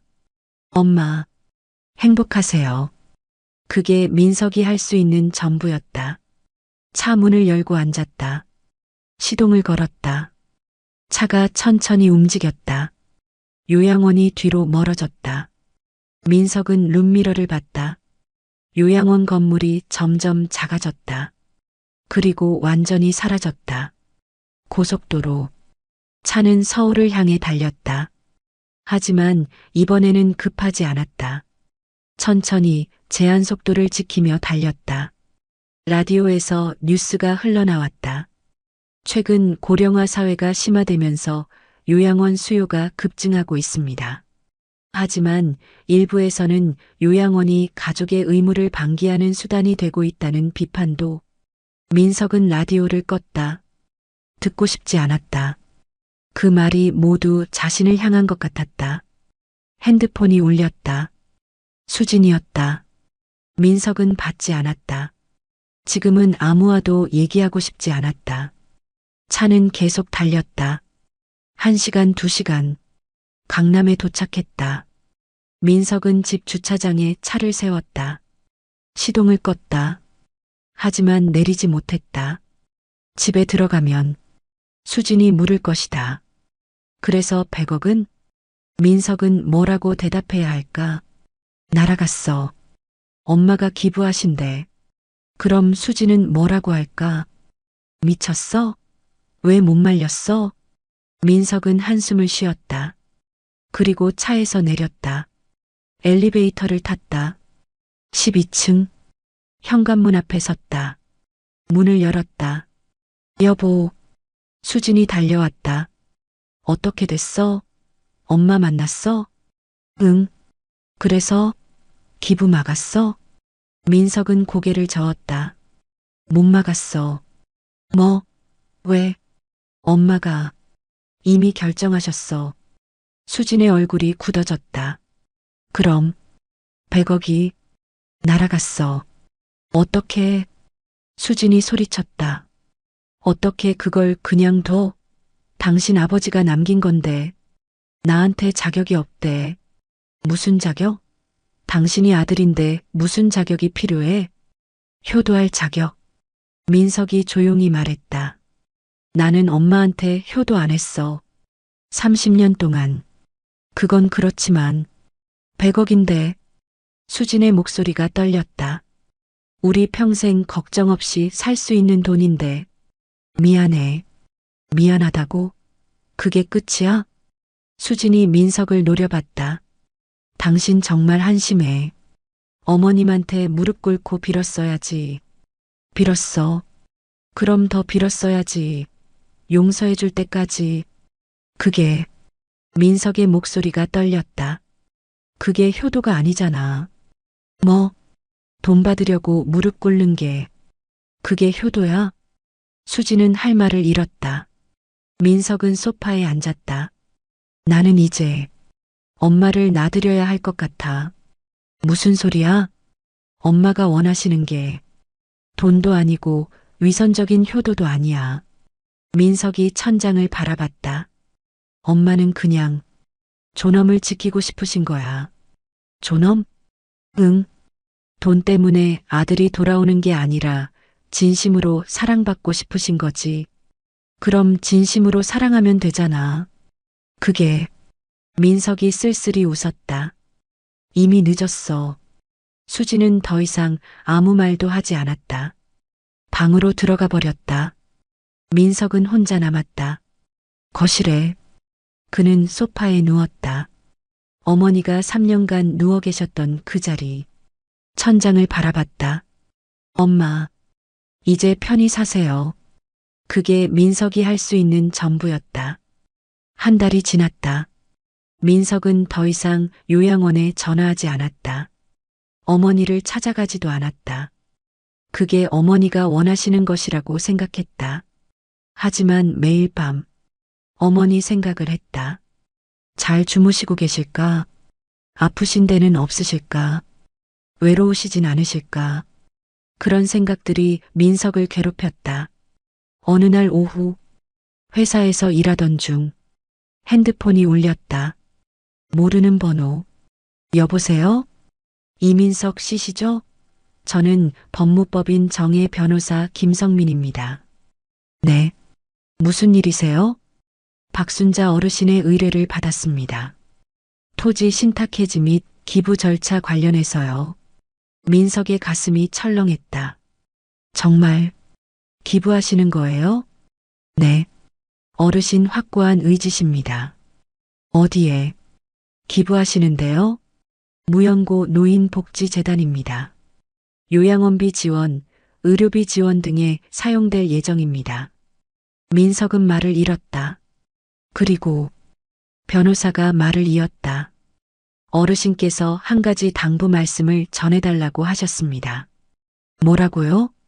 민서가 돈보다 중요한 게 있다는 걸 언젠가 알았으면 좋겠다. 엄마는 내가 사람이 되길 바란다. 부자가 아니라 라고 하셨습니다. 민석의 눈에서 눈물이 흘렀다. 그리고 한 가지 더.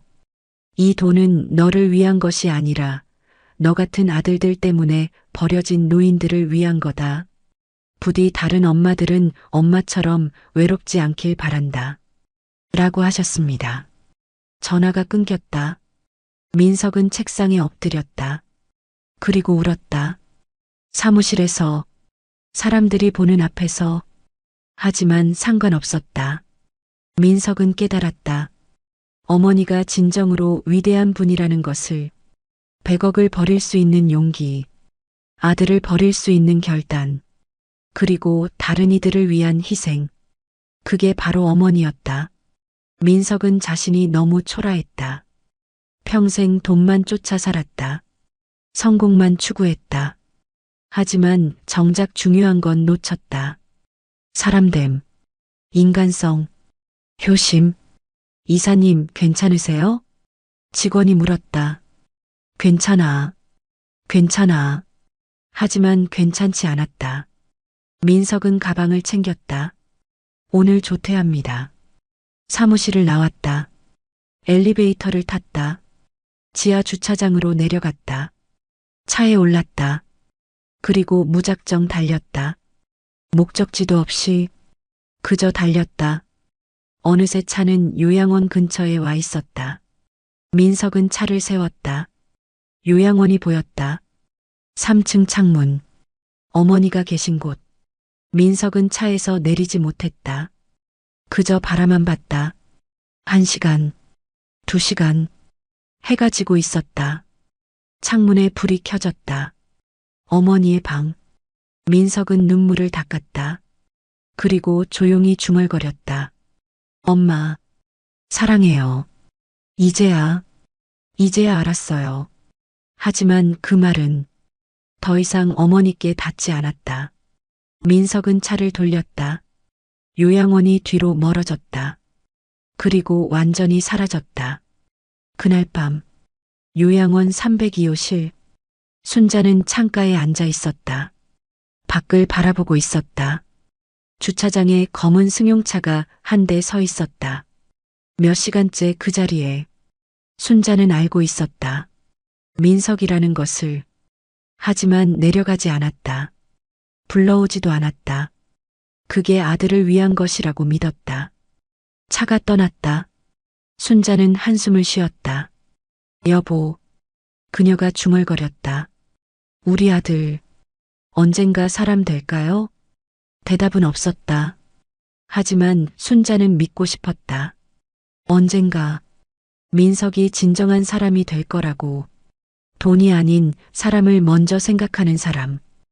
효도가 거래가 아닌 마음에서 우러나오는 것임을 아는 사람. 그날까지 순자는 기다릴 것이다. 비록 100억은 포기했지만 그녀는 더 큰 것을 지켰다. 존엄. 그리고 아들이 진정한 사람이 될 수 있는 마지막 기회. 창밖으로 달이 떠올랐다. 환하고 밝은 달. 순자는 달을 바라보며 기도했다. 부디 우리 민석이가 사람 되게 해주세요. 그리고 조용히 잠자리에 들었다. 평화로운 얼굴로. 비록 100억은 잃었지만 그녀는 자신의 존엄을 지켰다. 그리고 그것은 어떤 돈으로도 살 수 없는 것이었다.